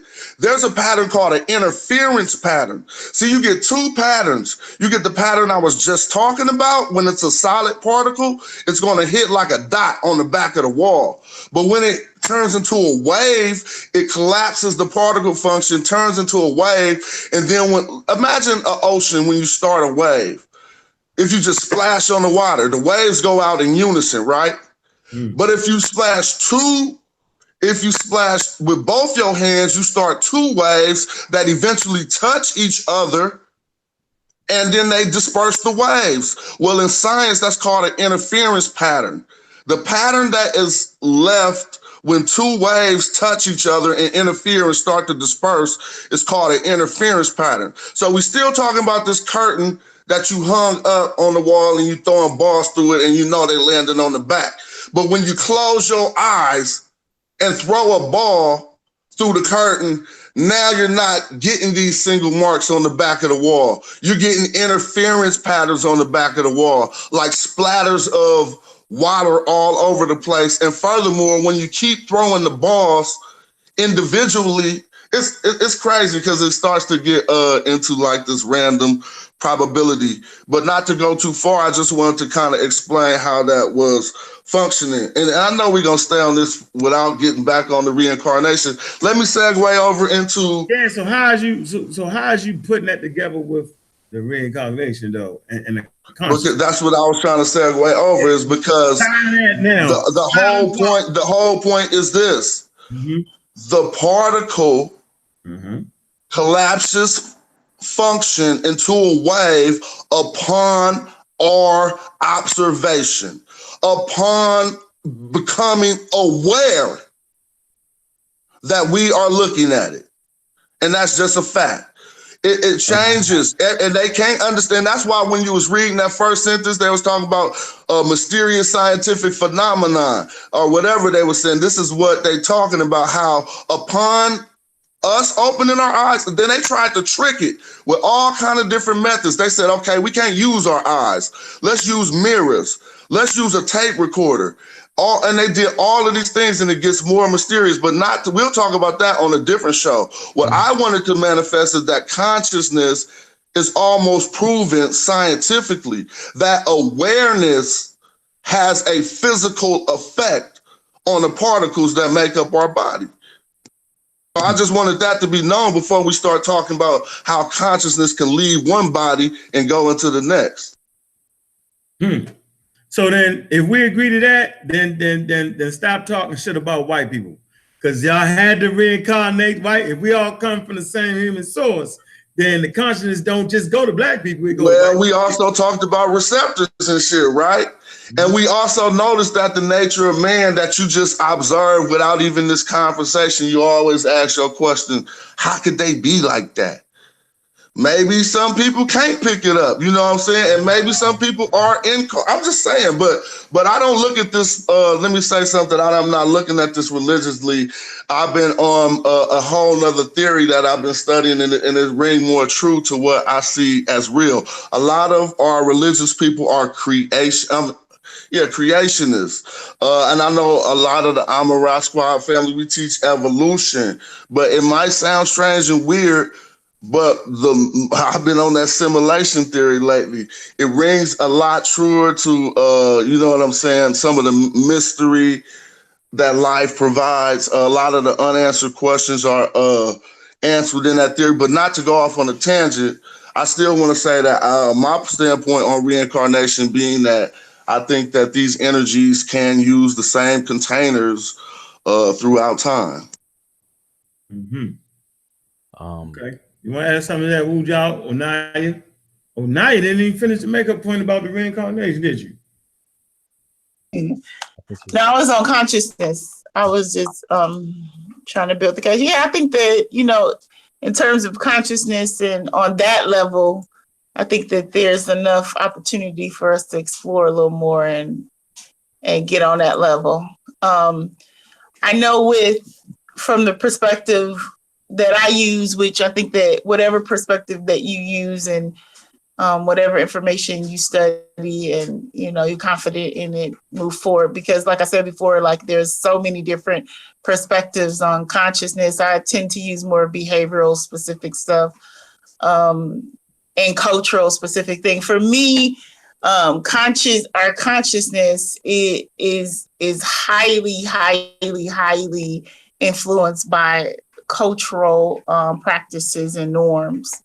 If we look at the definition of culture, just the basic definition from dictionary.com, you'll see the definition of culture is the quality in a person or society that arises from a concern for what is regarded as an excellent in arts, letters, manners, scholarly pursuits.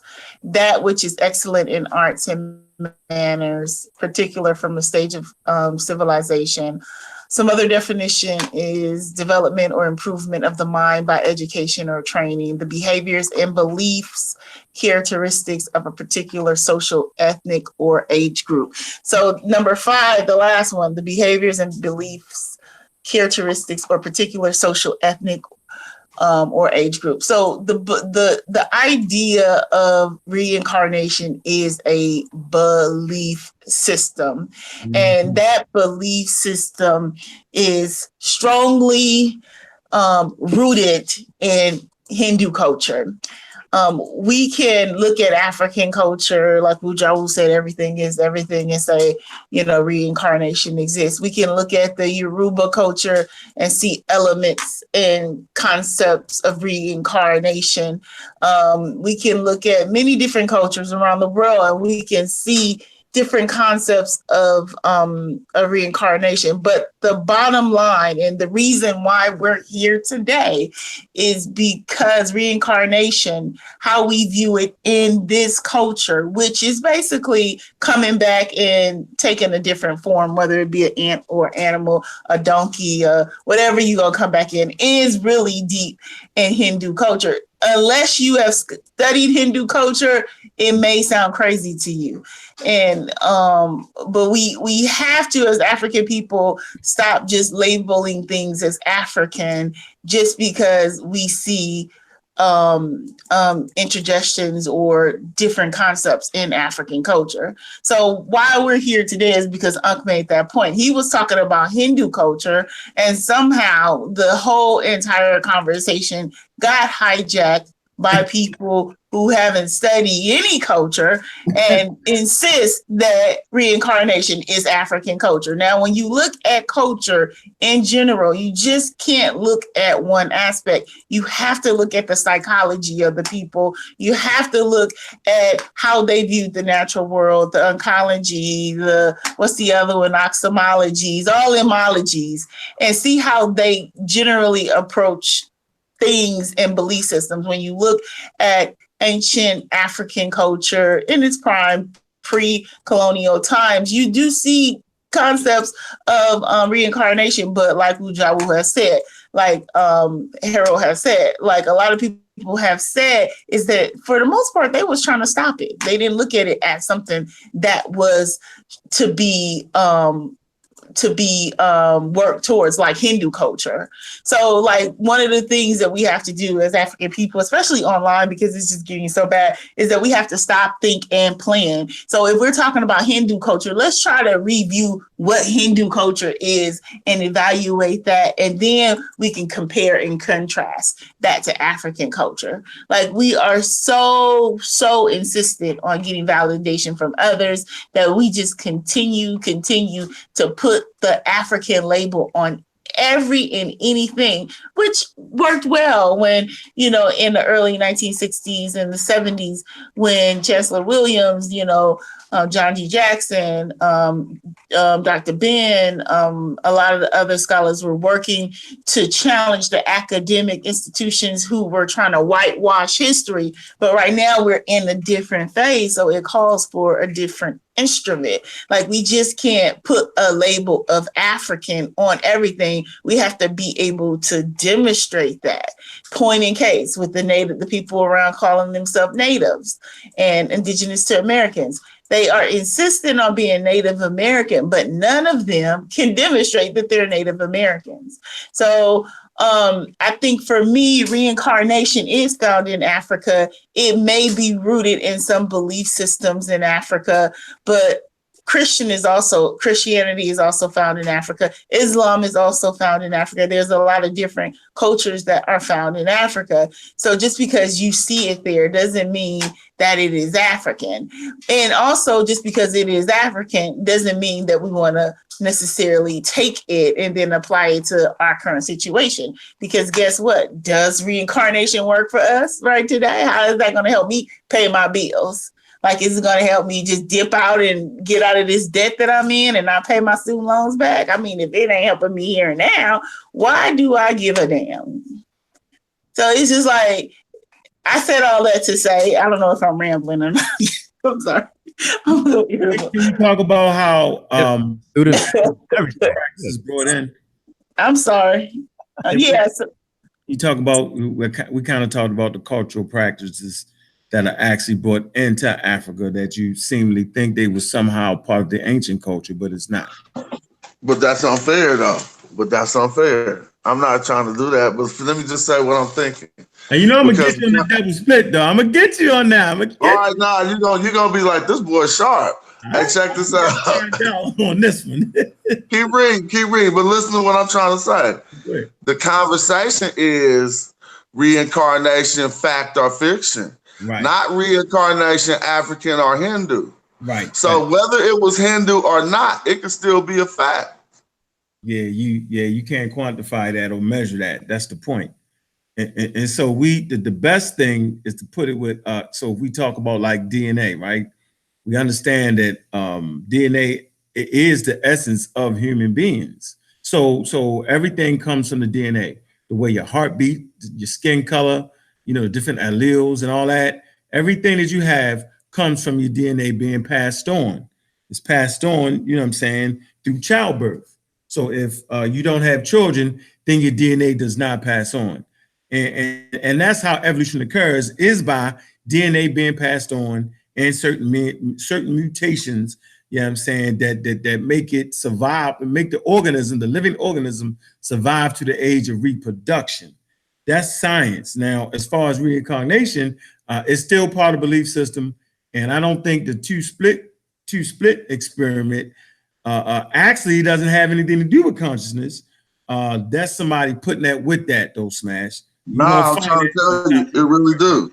That's the basis that all the scientists came up with. They're like, the only reason why it's responding to us is because it's aware of us. But to speak, I mean, don't get it twisted. I'm not an advocate for no reincarnation, but I do know I'm wise enough to know that the people who thought about this stuff before us weren't just fools. One thing we do know is the universe recycles everything. I mean, it don't waste no energy.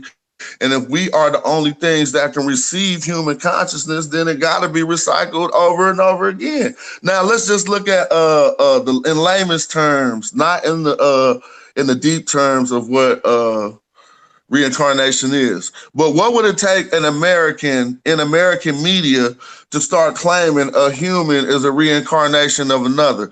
It could take as simple as 3 characteristics and 1 mindset, maybe even 2 characteristics. All right, let's take Martin Luther King, for instance, right? If a brother came out right now with the same exact voice, no matter how he looked, same voice as Martin Luther King and the same mindset about nonviolence, the human would start. I'm talking about layman's terms. You know, I'm not talking scientifically. I'm just talking about what does it take for us to start trying to pinpoint reincarnation in our social structure, not scientifically. Okay, so sorry, Smash. Let's first define it, though, right? Who just said that? Let's first define reincarnation, because as long as we have these conversations, it's gonna be hard for us to get to the bottom of it. So, what's the definition of reincarnation? Okay, but hold on. Let me say. What definition? Okay, let me say this real quick. That this is what separates a pseudo and spooky conversation from a more critical thinking and scientific-led conversation. The reason why I say that is because if you do not define your key terms, then everybody can be right and everybody can be talking about a different thing at the same time. You could contradict someone. 2 people can contradict each other and both can be right because you do not define your terms. So until you define your terms, then we won't be able to get anywhere, because, like, you know, so it's the context of the conversation. So how we define reincarnation is critical to this conversation. You're right, because I don't believe in none of the reincarnation out of the Bible. I don't believe in that. I don't believe in the Hindus. I don't believe you're going to come back as a bird. So you're exactly right. How do we define reincarnation? Yeah, so that's why in the Facebook group, I said, I preferenced my comment with it. I said if, and I put it this way, I said, if we define reincarnation as flesh, you know, to be made flesh again, which is what reincarnate breaks down to, then blah blah blah. So I did it even in my statement so people will know where I'm at, because somebody may say something different. So it's really like, we would talk about consciousness, we got to define consciousness like Naya did, and then reincarnation itself. So from a Hindu's perspective, reincarnation is defined differently than the African group's perspective of reincarnation, of this broader notion of reincarnation. Is different. So we can't do this one for one and claim everything African, like Naya was saying, like we were saying earlier. We can't do that. So because, like we said earlier, that reincarnation, if we go down to the core of it, every reincarnation is occurring 24/7, 365 days a week, because if everything is everything, then everything comes back as something else, but from the original thing, you know, from this infinite soup. So, you know, in that sense, but then that will end the conversation. Won't make it fun. Then we had to pack up and go. So to keep it going, we got to define it based on whatever we're talking about. We mentioned the naming of something. And I want to clear something, because Unc Benu asked a question because it wasn't clear, but we're clear now. But let me just say this on the air, that when we say the name of something, you have 2 notions of name. A name is the actual identity of a thing. It's intrinsic and innate to the thing in order to make it a thing. In other words, when you see a thing, it has a name. It has an identity. That's different than the concept of a human naming something by attaching a word to it. But they're related. And so we have to understand the difference and how it's related, and how Africans use that relationship in their explanations. And so, and it's critical to this conversation about reincarnation. because to some Africans, reincarnation was simply to name something.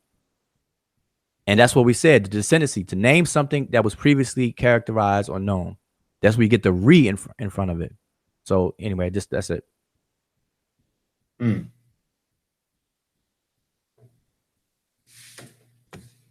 Well, in the sense of in what you just said, I can't provide no argument opposite of, like I can't speak for the Hindu reincarnation or a body, like you said, breaking down the word reincarnate.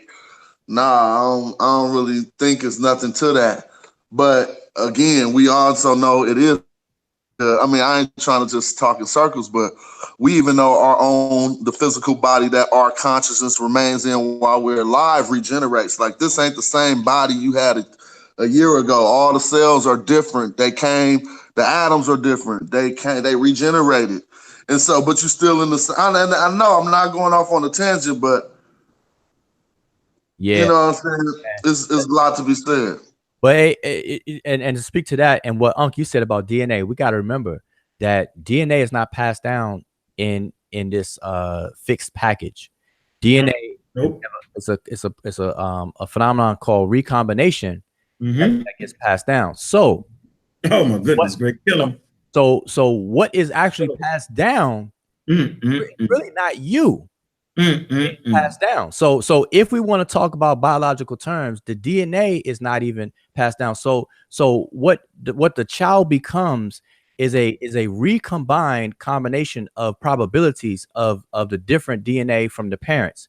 And so the parents did not come down to the child. It's the recombination of the combination of probabilities that get passed down to the child. And each sibling is different. If you have a brother or sister, you don't get the same set of DNA from your mother, the same two parents. You don't, that's why you look different. That's why you act different and everything from sibling to sibling. Unless you're identical twins, which you come from the same egg, then you're going to be different because of that recombination process. So if we want to look at ancestors in the terms of biologically, you still don't even have a reincarnation aspect from your parents. It's a combination of things. It folds over from generation to generation. It's a tumbling thing, and you don't have the same set of ancestors. Just because you are full-fledged brother and sister with somebody, you don't have the same set of ancestors. If you're going to call the ancestors in the DNA, period, you don't have that. You have different combination, and so if we're going. That's why I challenge the consciousness going from one thing to another and missing all the white people. So then how do you determine who black then, Smash? You know what I'm saying? Like, what do you mean? Give me the context of that question. Meaning that all through time, that's why I started you off with asking you the question about that Nama's Paladin War. There's not a time when human resources don't get light, where certain catastrophic events occur, say for like the Sahara comes. The Sahara is named Sahara. It literally means desert. So before that point, you had a grass savanna, all grasslands, all the way to the Nile. This ebb and flow based off the tilt wobble of the earth created these certain conditions that now human beings have to live in close proximity. Different tribes have to come together, and now they vie for resources. So they kill each other over them. Sometimes they negotiate. Sometimes we just got to fight over it. So would you consider these people evil? Could they be? Yes, they be evil to the people they're killing, vice versa. Europeans come in based off of losing resources. In Europe, use them all up, come in, and the technology that they run across is not strong enough to stop them. So are you saying the consciousness just stops, only pick certain people? That's why I find that to be, See, I'm about to break you down real quick. Break me down. No, what consciousness did in that conversation was allowed you to define a pseudo term that don't exist in reality called evil. See, that's consciousness. You see what I mean? Because evil don't exist in the solar system. Evil don't exist when a snake need to eat a rat. You see what I'm saying? Yeah, just no right and wrong, just consequences. I said all the time. Go ahead. Yeah, and so, but I'm just making the fact that you have a consciousness that lets you know. I mean, now I don't want to go from consciousness to how your consciousness is affecting your conscious. But you introduced, remember? You said that. Pardon? You said that. You introduced the word evil about 25 minutes ago. What you talking? Yeah, remember I said, What how does consciousness? You say, well, consciousness don't flow back to white people. Remember you said that? No, I said that. No, I said, well, we have THC receptors, so it could be a case to where we, we are the one. Because yeah, I said it could be a case to where we had, so all people don't have these type of receptors. Yeah. But we speculating right now. Okay, all right. But still, what made you define good and evil was your conscious, and what led your conscious is your consciousness. That's how I feel at this point. Oh, that's your morality code would make you judge that. And then it's good and evil is based off of cultural practices and understanding. Because in the Christian world, it's evil to have 2-3 wives. In the Muslim world, it's a good thing. You know what I'm saying? All right. Well, in all those worlds require humans. Take away humans, and there's no good and evil. So then they're a byproduct of human consciousness. Yeah, I want to say this because I had to roll out. I want to end with this because I got to go. Interesting, Smash. Yeah, I want to say this the same way that we are stressing that if we're going to talk about reincarnation, we got to define it in the context that we're talking about. So from a Hindu perspective, they have a set structure of what they mean by reincarnation and the whole system of it. And we have to respect it and talk about it from that standpoint. Otherwise, we run the risk of just not having a good discussion or understanding at all. So likewise, in Africa, the same thing. I say this to say that everything we're talking about, from reincarnation to consciousness and even morality and everything, if we're going to talk about, let's say in Kemet, for example, they have a nomenclature, wording, and whole system of how they discuss these things. And so it was so intricate in Kemet that they separated these smaller notions from the larger one by different words. You have the ka, the ba, the ak, you have the ib, you have the ket or kat, and you have the ren, and all these other aspects of what makes up the being. And so they describe them separately and how they work together. And so if we want to discuss, if we want to uncover how the Egyptians saw reincarnation and consciousness in this topic, then we would have to respect the terms and know what they use and how they used it and everything like that. Until we do that, then we're going to be pushing things on the Egyptians or Africans from our perspective, and that's the wrong thing to do. So I just want to say that's the importance of understanding these things. Right. And I just want to add, Wujawu, I'm going to read this from a clinical psychologist, Lisa Balui, out of South Africa.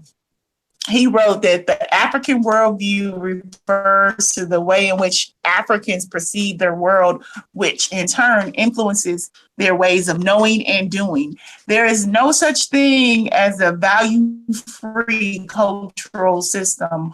All systems have philosophical are contextual and culturally based, and to some extent biased. African philosophy is rooted in the nature of Black culture, which is based on a particular indigenous philosophical assumptions, and that was by Nobles.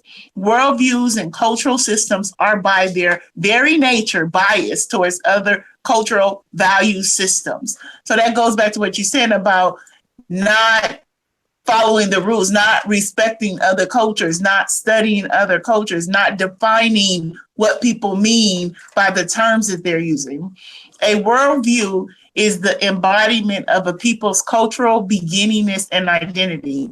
The worldview of African people can be conceptualized along the following dimensions. 1, cosmology, which is the structure of reality, which may be grounded in interdependence, collectivism, and harmony with nature. 2, ontology, the nature of being and reality, where there is a recognition of the spiritual basis of nature's one existence and the universe. 3, exology, the primary importance of human to human interaction as a value system. 4, epistemology, a system of truths and method of revealing or understanding truth or generating truth. Number 4, a system of truth and methods for revealing or understanding truth. The thing in this community is that our systems are broken down. Like Joe talked about, it was very intricate in Kemet, and they had the Ka and the Ba, and they broke everything down, and they're very specific. When you assign an African concept, but you have no idea, if you assign an African concept to Hindu culture, you violating so many rules on so many levels. It may seem like, oh, it's not a big deal, but you can't apply reincarnation the same way that Hindus apply reincarnation to African culture. You just can't do it. But in this fast-paced microwave pseudo environment of YouTube and internet, everybody's doing it, and people are pretending like it's not okay. It's okay. It's not okay. Like, we have to be diligent in our culture because we are deeply, deeply assimilated into this culture. In order for us to get out of our psychotic state, we have to have some type of system of examining culture, examining processes, using systems, defining things, understanding what works. And most importantly, we have to have some type of scientific methodology. Like, what people are doing now is just not cool. And it's not genuine, because the number one goal is to develop your authentic self. Like, you can't be healthy physically, psychologically, emotionally, if you cannot develop your authentic self. You cannot develop your pretending and acting as if you're something that you are not. So just want to say that. Yeah, that was good. I have to roll out. So yeah, I appreciate the conversation, for inviting, and I think we can close it out. Shoot, man. Shoot, we ain't gotta keep rocking. Well, nah, don't close out on my account. I'm just closing out because I gotta get up and work out tomorrow. I don't my nephew. Okay, I didn't want to cut anything short. Yeah. No, you good. But I put my references and sources in the group. On the double slit. Let me stop. Look, all right, fam. Look, thanks for coming in. So we know we're gonna strike up conversations in the group. Maybe next week we can get those people together that had conversation in the group, give them the link, and they can come in and we can further the conversation, give them a chance to go ahead and question the squad down. I think we want to do that on a regular occurrence, like we're used to on a good old-fashioned blog talk show. So I appreciate everybody coming through. You got any closing words to say, Brother Smash, Sister Naya? Uja? Sister Naya, you want to go first? Sure. I just want to say thank you for the Amara Squad, our listeners, everyone in the Amara Squad group who take the time to study, to post, to educate, to explore new things. And I'm just happy to be a part of this platform. So thank you guys for having me on. Word up. I can't say I disagree with anything said in the conversation tonight. I think we sat and tried to reconcile terms for the majority of the conversation. As far as as far as I agree with everything Sister Naya said about trying to attribute Hindu culture to Africa. Saying it's African. That's a fupa or what have you. But I think there is a deeper conversation once we reconcile all the terms to have on fact or fiction about reincarnation. Yeah, as we know, it is pseudo. But scientifically, we should look into it a little bit deeper and just see what we come up with. All right. I'll just close out and say, Unc, I think it's good what's going on in the Facebook group to kind of spark these things, to kind of change the narrative, get people to think critically. And I want to say this, hopefully people don't take things too personal. Right. Like because I see sometimes people in the group, they will get a little bit uptight and everything. We have to remember, in order to do scholarship, you have to have tough skin to begin with. But at the same time, you have to have good character. And you have to have enough to know the difference between somebody attacking you as a person versus your claim or your statement or your stance and stuff. Let's just relax and just present the information, keep everything above the belt, and just get it in. And then before you know it, 2 years from now, we would have expanded the body of knowledge we all know. Like we all benefit from this. So I just want to say that because I know Unc called people out recently, like, you on the clock, and that's just what Unc does in the group, and that makes it fun. He puts people on the clock, fee, fi, fo, fum. You got 24 hours before you that's all in fun and everything. So people, hopefully we all just keep it easy. So that's it. Yeah, I'm, like I always say, I'm an intellectual gunfighter, and so we just having fun, and this is the way we learn. I do like the growth in the growth in the group. You don't see nobody putting up memes. The mem people have died out in the group. So it's just fun, man, and this is the way we learn. I think it's a healthy learning environment to have fun. Nobody's anti-African in the Amaral squad. You know what I'm saying? And I just personally like to say that do not allow history to be a weight that will weigh you down. Allow history for you to understand where you at. And in understanding where you at, you might can control where you at. And controlling where you at, you will know where you're going. So don't get bogged down. Let history bog you down. All right. Give people their culture. Understand that nature has afforded all living organisms the opportunity to function within certain ecosystems. And that we're no more special than any other living organism when it comes to living and dying. Man, look, I'm a raw squad up, man, Black African Power, man. Y'all already know what it is.